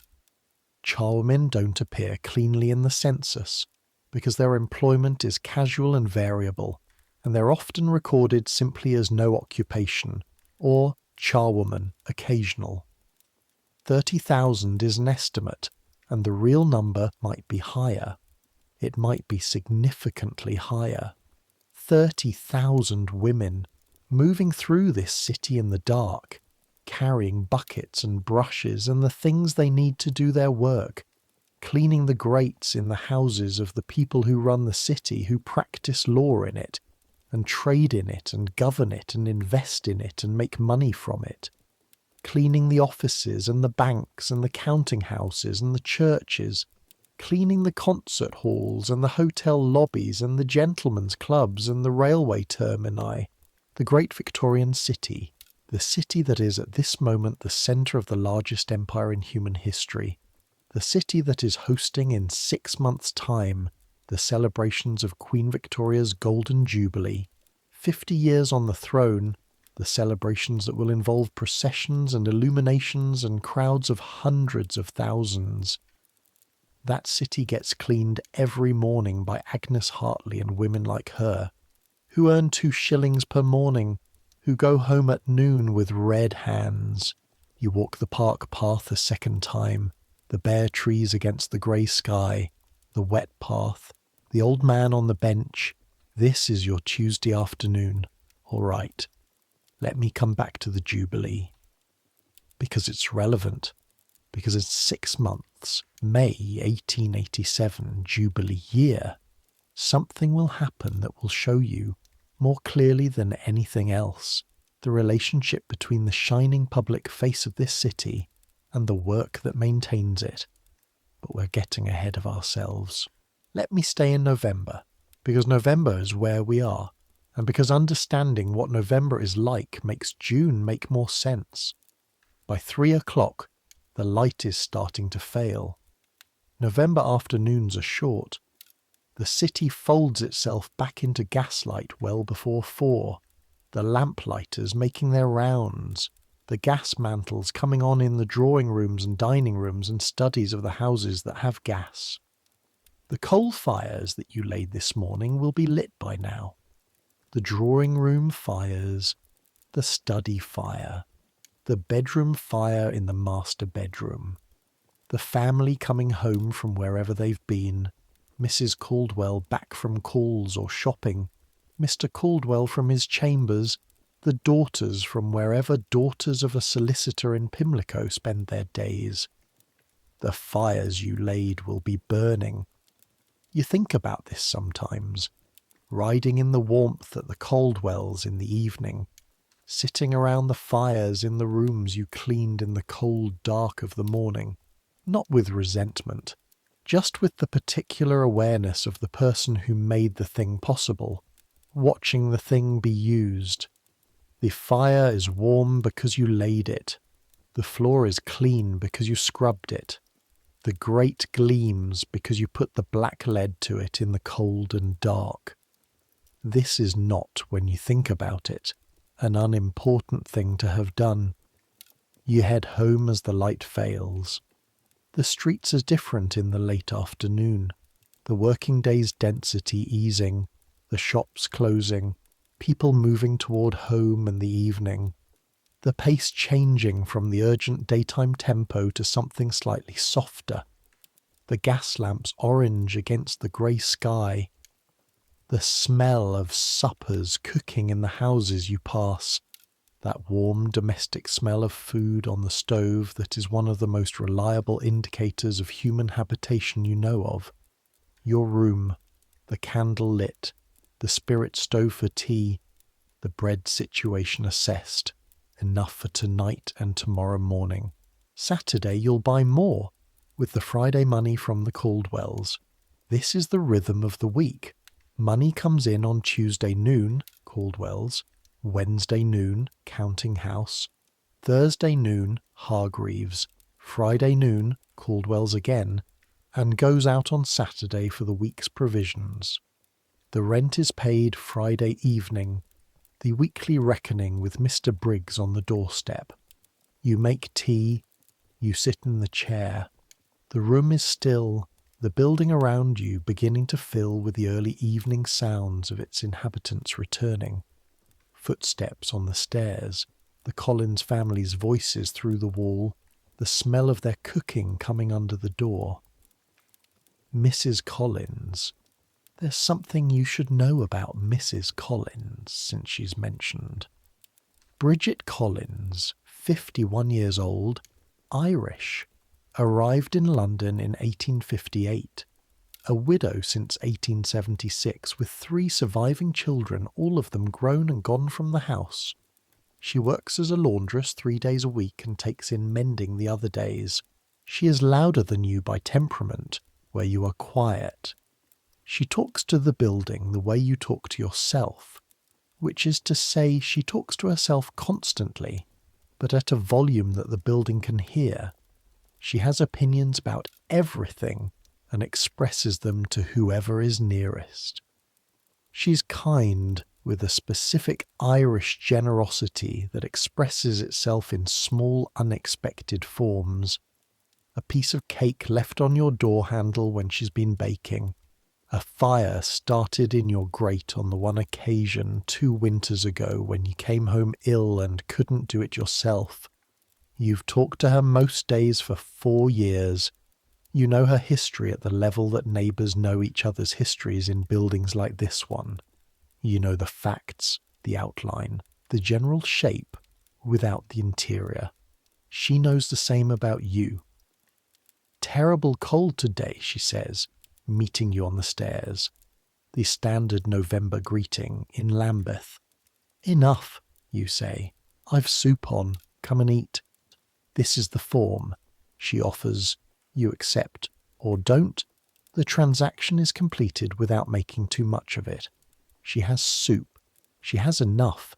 She knows your situation, not from anything you've said, but from 4 years of adjacent living. And her offer is not charity in the diminishing sense, but in the literal sense. An act of care offered without conditions. You go in. The Collins room is larger than yours, on the 3rd floor with the better window, with her children's things still half visible in the corners, despite the fact that the children have been gone for years.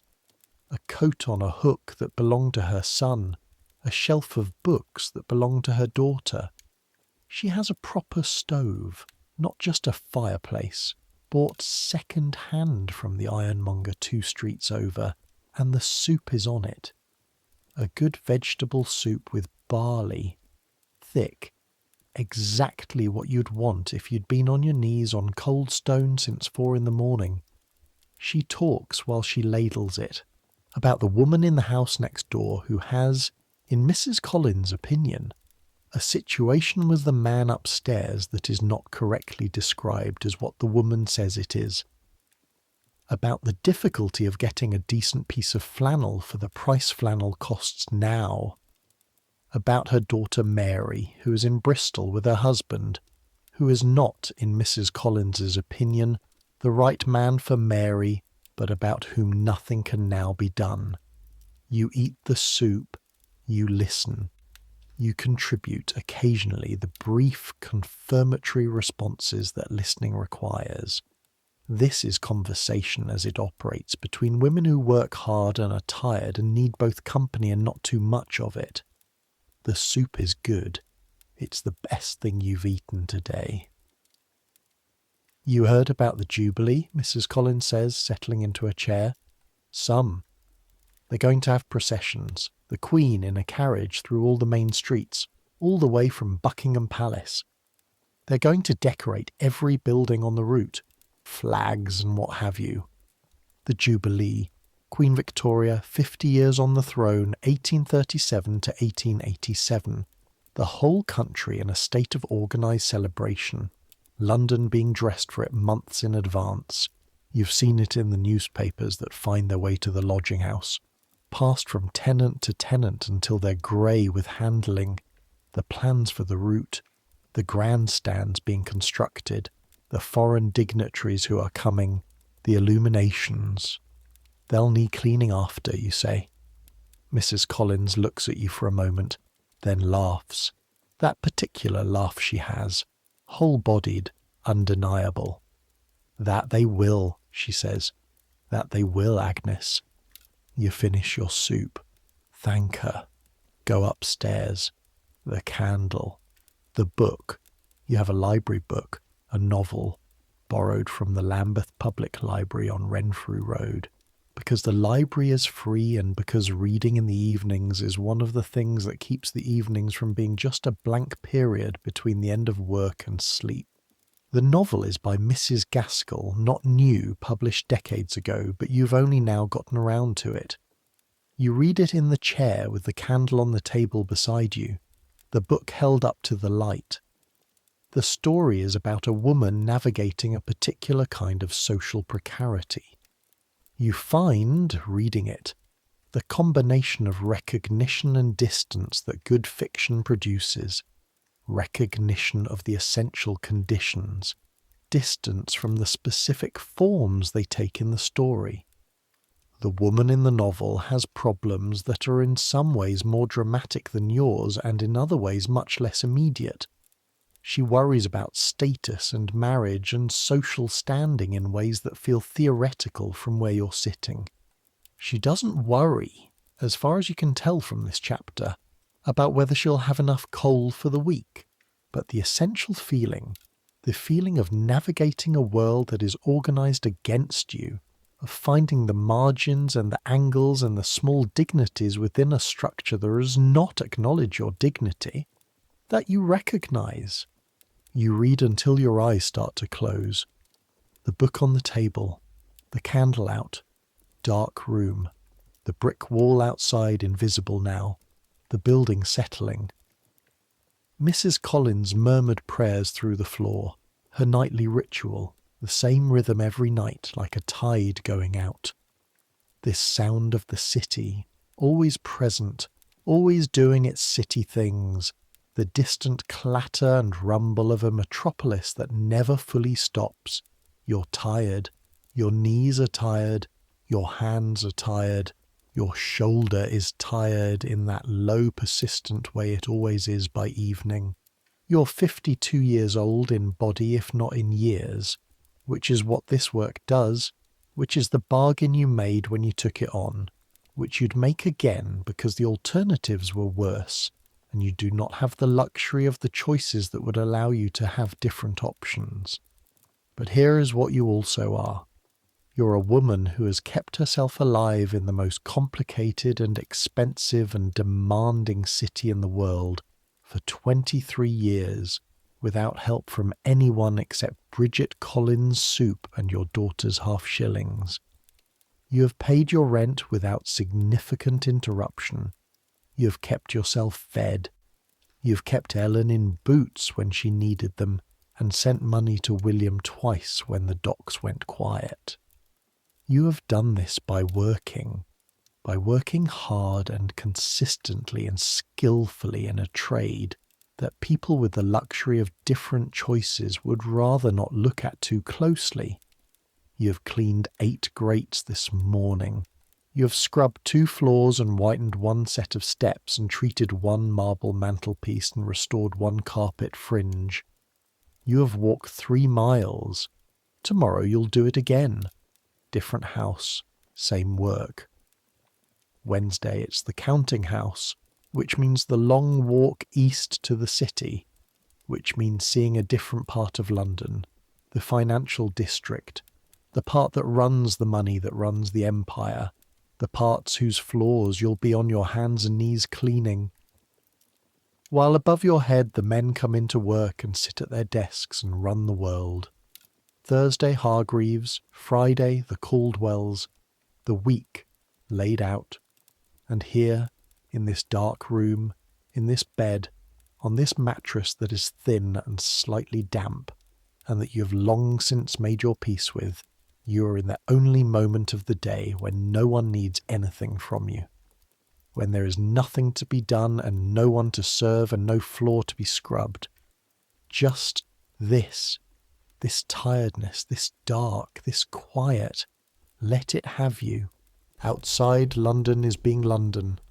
The lamplighters have done their work and gone home. The night soil men are on their rounds. The coffee stalls are warming up for the night shift. The river is moving. Somewhere in the city, in the cluster of buildings around Cheapside and Threadneedle Street that you'll be walking toward on Wednesday morning, the counting houses and banks and exchanges are locked and dark. Their floors, the floors you'll scrub on Wednesday, polished to the specific dark shine that institutional stone takes on when it's well maintained. They'll be dirty again by the time you get there, because floors are always dirty again, and you'll clean them, and the city will shine, and no one will know you did it except you and Mrs. Collins and the women you nod to on the bridge at 3:30 in the morning. Which is enough. It has to be enough. Let yourself close your eyes. You've earned this. The week is long, but the night is short. 2:45 is coming. It's always coming. The body knows it and will wake you when it arrives. The reliable alarm that hasn't failed yet, that won't fail tomorrow. But tomorrow is tomorrow. Right now is just this dark room, this tired body, the muffled sounds of the building and the city beyond it, the warmth of the blankets, relative warmth, enough warmth, adequate warmth. 3 pairs of stockings today, so the feet are fine. The shoulder settled, the knee quiet for the first time since 5 this morning. You breathe, in, out, the breath of a woman who's been breathing in coal ash and lye and blacklead and cold London air since before dawn, and who is still here, still breathing, still doing it. In, out. The city breathes with you. It doesn't know it. It doesn't know you. But it breathes with you anyway, the way all large things breathe with the small things that keep them alive. Now, let me take you forward a little. Let me take you through the winter, because the winter matters, and because there's a thing that happens in the winter, specifically in February, that I want you to know about. January passes the way January passes in London, which is with a kind of grey relentlessness that is not dramatic but is extremely thorough. The cold deepens, the days stay short, the coal consumption in every house you work in increases, which means the ash increases, which means the grate cleaning time increases marginally. You add an extra pair of cotton gloves to your kit in January.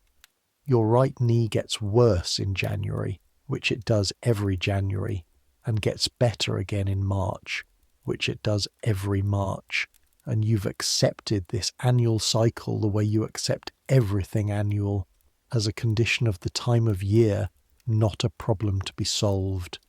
In February, there's the ice. It's not a hard frost, not the kind that freezes the Thames. That hasn't happened since 1814, the last frost fair, when people roasted an ox on the river and set up printing presses on the ice. But it's hard enough, the February of 1887, that the water in your jug freezes overnight, not completely, but to a solid crust that requires breaking with your fist, and the area steps at the Caldwells and the Hargreaves house and the counting house in the city are sheets of ice in the mornings when you arrive. The area steps. This is the thing.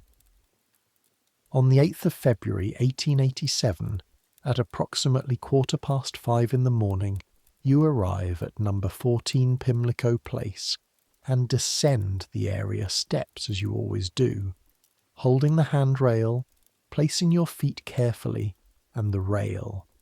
The handrail you've been testing for wobble every visit for 2 years.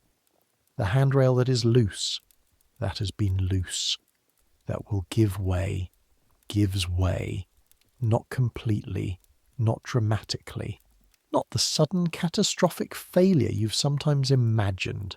Just enough give at the point where you've put your weight against it, in the dark on the icy stone, that your balance shifts, that your foot slips on the second step from the bottom, that you come down on your left knee with the full force of your weight on stone that has a skim of ice on it.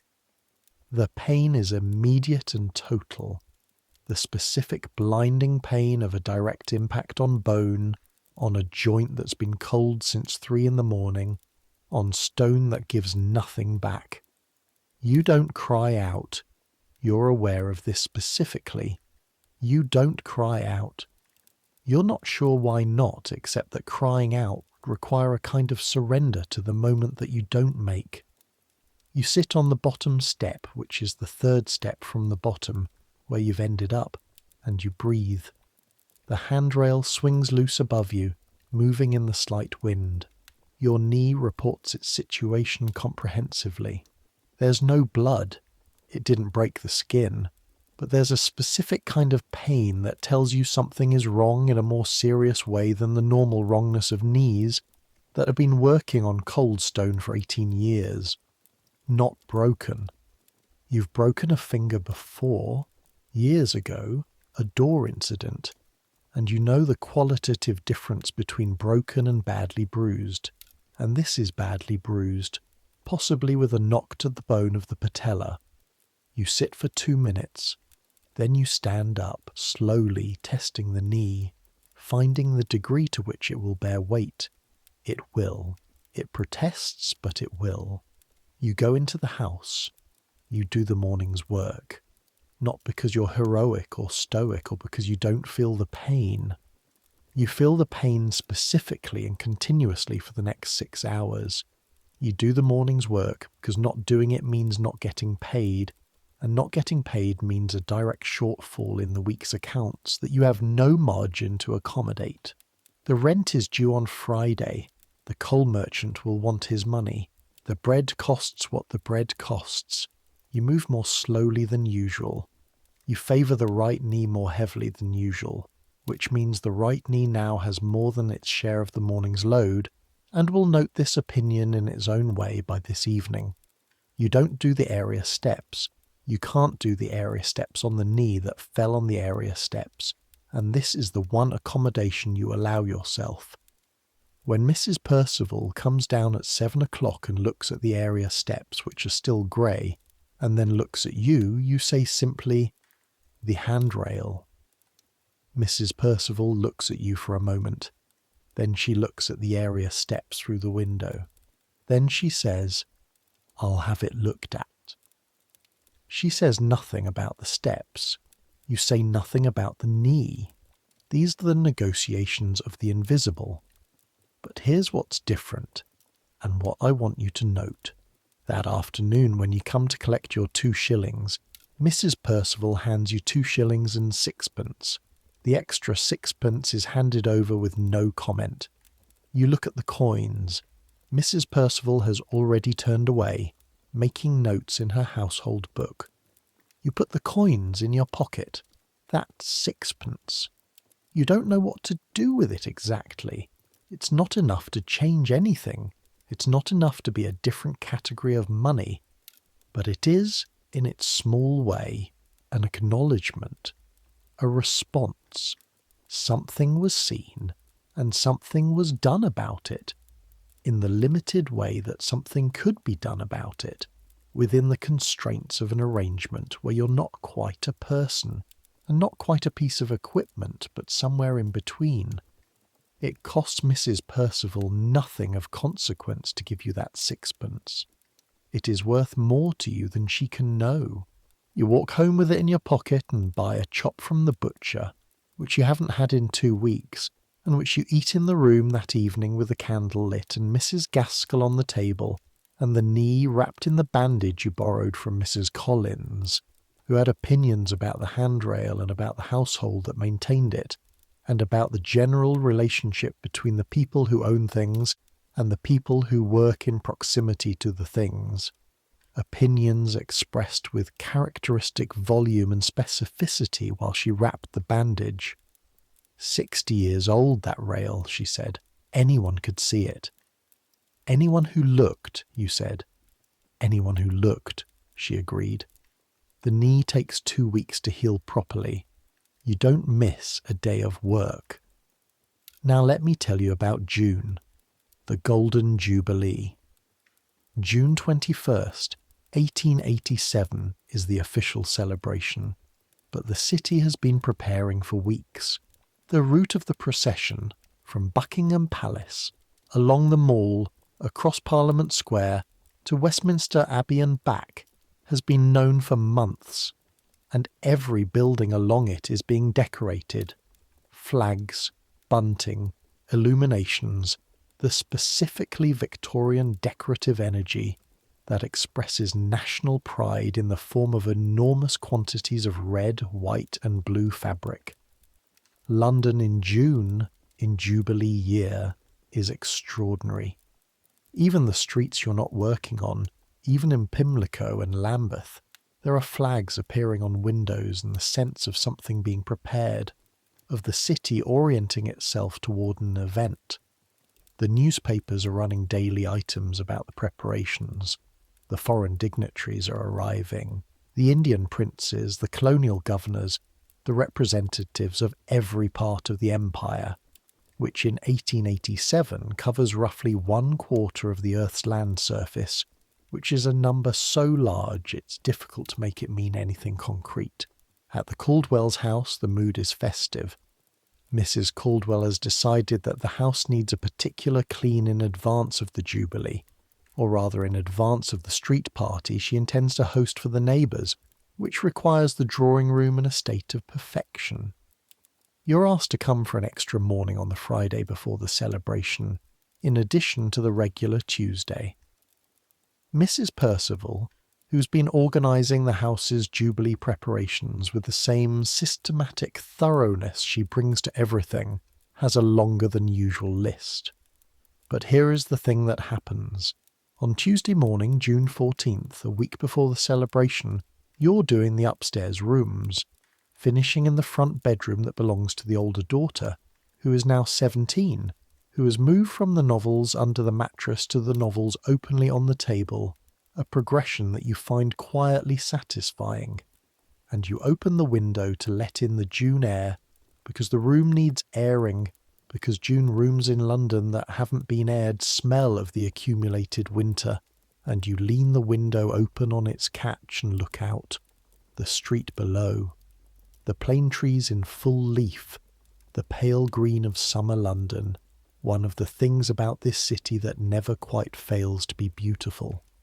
The white-painted stucco of the houses opposite in the morning sunlight, genuinely golden today in actual sunshine, the kind of London June day when the city delivers on its intermittent promise to be something other than grey.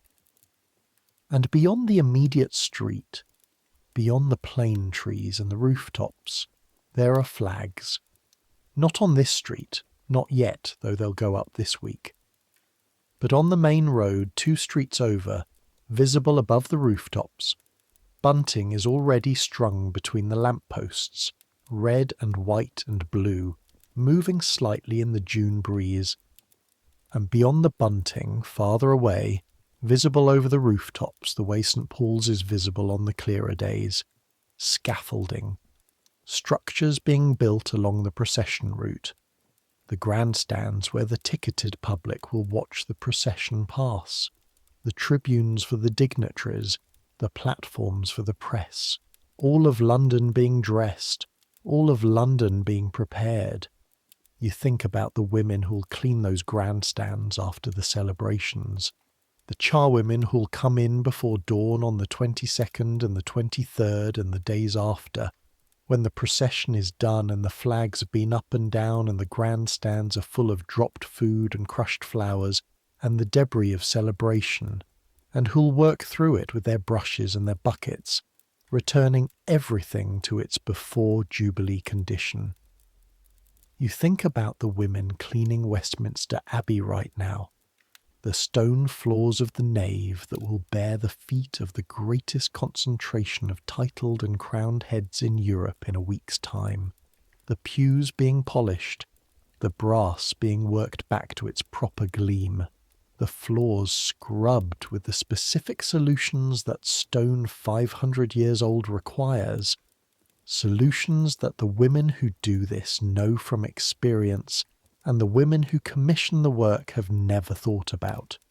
You think about the Queen herself, Victoria, who has been on the throne for 50 years, who is 67 years old, who is at this moment at Windsor or at Balmoral or wherever queens are in June when London is preparing to celebrate them, who will ride through these streets in a week's time through crowds of hundreds of thousands, through a city that has been made to shine for her, and who will see? Who will see what? The flags and the tribunes and the grand facades of the buildings on the processional route, the crowds in their best clothes, the pageantry and the spectacle. Who will not see you? Who will not see any of you?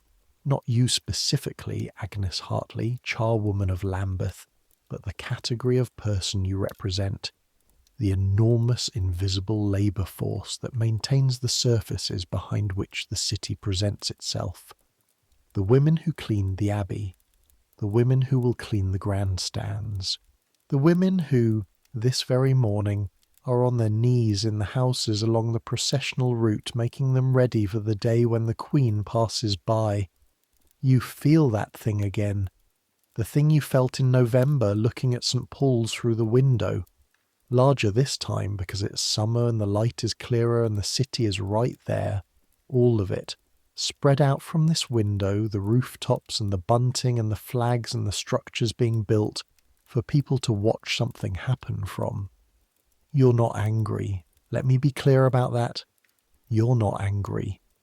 Or rather, you're not performing anger. You're not standing at this window with your fist clenched and your heart hammering with righteous fury, because that would require a kind of sustained emotional energy that the weak doesn't leave room for. What you are is clear-eyed about what is and what is not, about the bargain, the invisible bargain that holds all of this together. The city needs cleaning. The city gets cleaned. The city pays 2 shillings for a morning's cleaning and calls it adequate and moves on.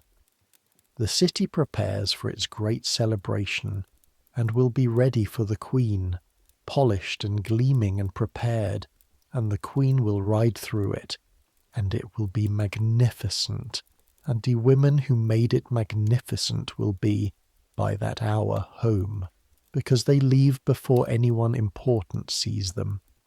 That is the arrangement, and here, at this window, on this June morning, the bunting moving in the breeze, the plane trees in their summer fullness, you look at it and you see it and you let yourself see it, fully, the whole of it, the size of it, and then you close the window and go downstairs, because the back passage floor still needs doing.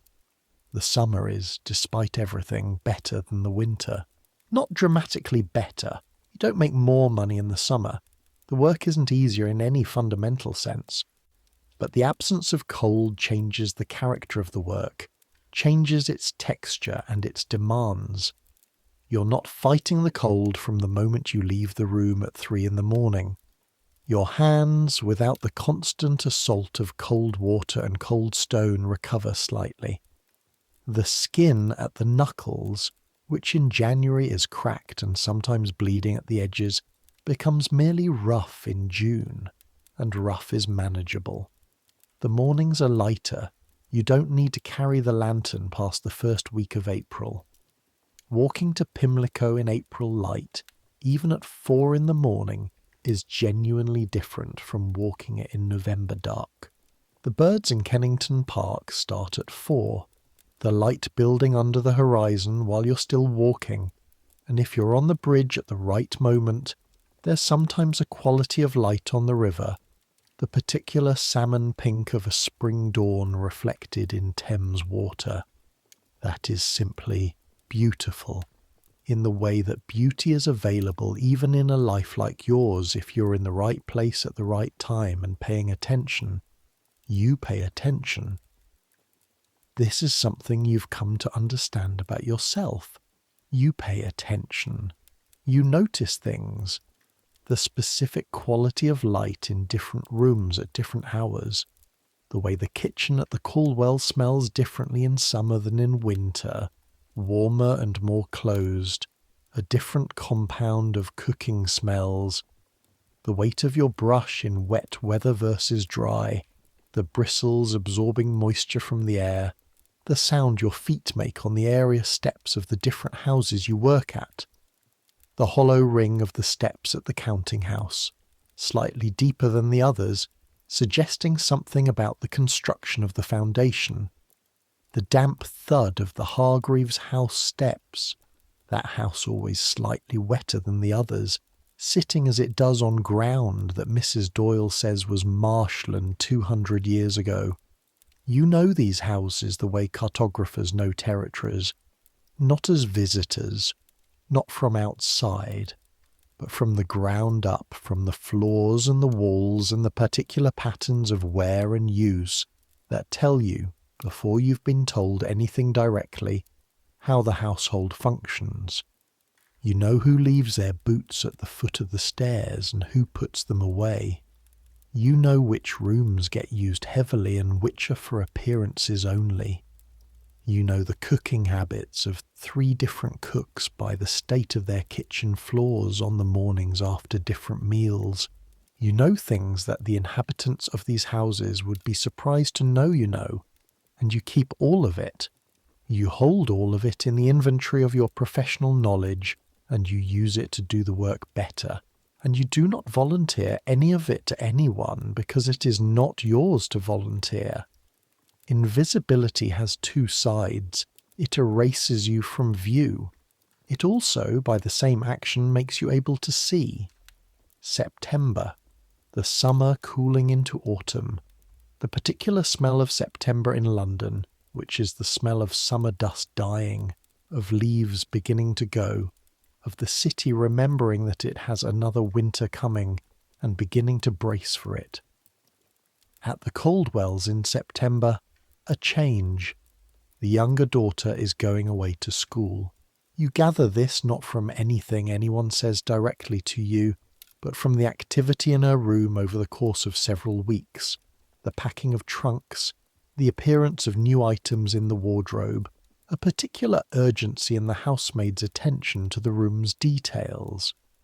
On the last Tuesday before her departure, you clean the room and it's half empty, the specific quality of a room in the process of being vacated by its long-term occupant.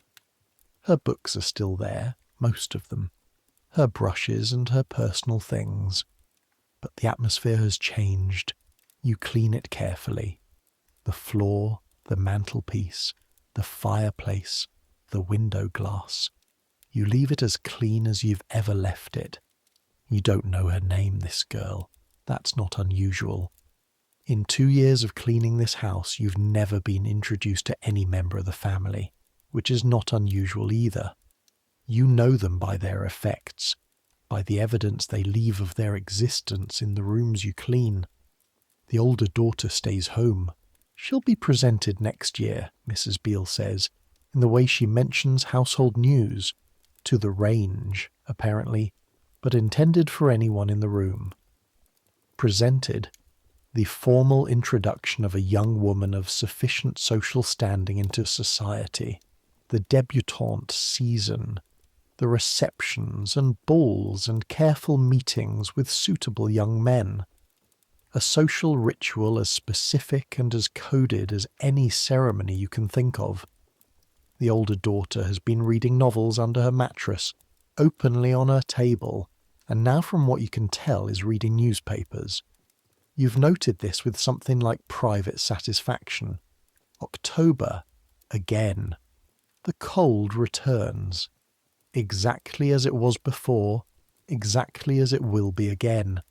The specific conversation of October cold with October London, the fog settling back in, the coal fires going on in the evenings, the ash in the grates coming back. You put on the second pair of stockings. Your hands go back to their winter condition.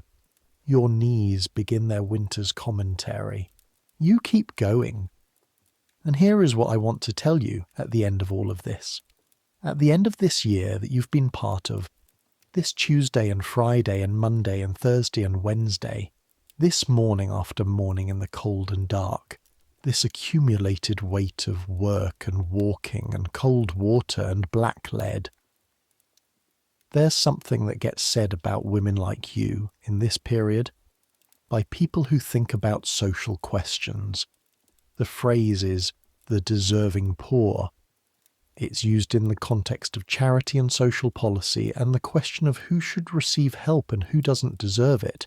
And it draws a line between those who are poor through unfortunate circumstances and those who are poor through some perceived deficiency of character. You're supposed to be on the right side of that line, the deserving side. You work hard, you're sober, you pay your debts, you take care of your children, you're clean and respectable and reliable, and you're poor anyway, which is the thing that deserving poor never quite manages to explain, because the implication of deserving is that you deserve not to be poor. And yet here you are, still in the room with the warped window, still on 2 shillings a morning, still eating bread and dripping for breakfast and considering a ½ shilling well spent on soup bones when there are extras. The poverty is not punishment. The poverty is structure. The poverty is the answer to the question of who does the work that needs doing when the work that needs doing pays 2 shillings per morning. Someone does it. You do it. You do it because you need 2 shillings per morning, and there isn't a category of work you can do that pays more. Not reliably. Not at your age, with your knees and your skills. The structure of the city requires your work. The structure of the city pays you enough to keep doing it, and no more. This is not a complaint. This is an observation. You are 44 years old. You have been doing this work for 18 years. You'll do it for another 12 years, probably 15 if you're lucky, if your knees hold, if your back holds, if the winter cold doesn't get worse and the coughs that come every February don't one year decide to stay. And then you'll have to find something different, something that takes less physical toll, something that will pay less per day, but won't require the knees and the back and the hands. Needlework, maybe. Taking in mending like Mrs. Collins, something. You don't think about this too much. The future is the future, and right now it's autumn, and you have Tuesday and Friday at the Caldwells, and Monday and Thursday at Hargreaves, and Wednesday at the counting house. And the routine of it, the reliability of it, the way the week makes sense because it has this structure. This matters more than the anxiety about the future, which will come when it comes, as which, when it comes, you'll navigate with the same systematic ingenuity you've been applying to the problem of survival for the past 23 years. Tuesday, 3 o'clock. Your eyes open, a few seconds in the dark. You sit up. The cold is waiting for you. You go to the washstand. The water in the jug is cold. The flannel is cold. Your hands on the cold flannel on the cold water. And here is the thing I want to end with, the thing that makes all of this mean something rather than just accumulating. This is Victorian London, November 1887, the greatest city in the world, the centre of the largest empire in human history, the place where more money changes hands daily than anywhere else on earth, where more patents are filed and more ships docked, and more newspapers published, and more plays staged, and more paintings sold, and more concerts performed, and more languages spoken in the same square mile than in any comparable space on the planet. This city, this magnificent, terrible, teeming, overcrowded, beautiful, filthy city, runs on coal. It runs on steam. It runs on capital. It runs on the labour of millions of people moving goods and managing money and building things and making things and trading things. And it runs on you. On the woman who wakes at 3 and walks across the bridge in the dark and goes down the area steps in the cold and does, for 2 shillings, the work that the city requires to be the city it says it is. There's a famous painting, made around this time by a painter named William McTaggart, though that's not the one I'm thinking of. I'm thinking of a different one. There are many paintings of Victorian women. There are paintings of women in drawing rooms, in gardens, on promenades, in churches. Paintings of women in beautiful dresses doing beautiful things in beautiful light. There are fewer paintings of women on their knees in kitchens at 5 a.m. with their hands in cold wash water. But if you were to paint that painting, if you were to get it right, the specific quality of the light from the oil lamp on the kitchen flags, the way the ash bucket sits in the corner, the particular posture of a woman who has been doing this for 18 years and does it now with the unself-conscious efficiency of something that has become purely physical, purely muscle and bone. If you painted that, you would have something that the drawing room paintings don't have. You would have the truth of the city, the truth of what it costs to maintain civilized life, the truth of what civilized life looks like from underneath, from the angle of the person who maintains it. All of this, the grates, the flags, the cold, the knees, the bread and dripping, the 2 shillings, all of this is London. All of it is the same city, seen from different heights and different conditions and different ends of the arrangement. You are the end that makes the other end possible. Remember that. On the bridge at 3:30 in the morning, on your knees in the kitchen, at the window in the June light, carrying the ash bucket down the area in November dark, you are what the city needs and cannot see. The brush, the bucket, the cold. Let them fall away now. The bed is waiting. The bed is yours. You've earned every hour of what it offers. Centuries will pass. The house in Pimlico Place will change. The coal fires will go. Someone will install central heating, and then someone else will renovate it into flats, and the area door will become a bicycle storage, and the kitchen grates will be sealed, and the whole apparatus of the Victorian domestic life, the black lead and the ash bucket and the morning charring, will pass into history. But the buildings will still need cleaning. The floors will still accumulate what floors accumulate. The surfaces of the places where people live and work will still require, at intervals that dirt determines, the attention of someone who knows what they're doing and does it without being seen. And somewhere, in whatever form the work takes in whatever year you're in, someone will still be doing it before the world wakes up. Someone like you. The city is always polished. You know who polishes it. The light is going out. The cold is settling. The building breathes around you. Your hands are still. Your knees are still. The black lead is washed off, or most of it. The lines of your knuckles perhaps still slightly darker than they were before today. The record of the work in the specific permanent ink of graphite. Let it all go now.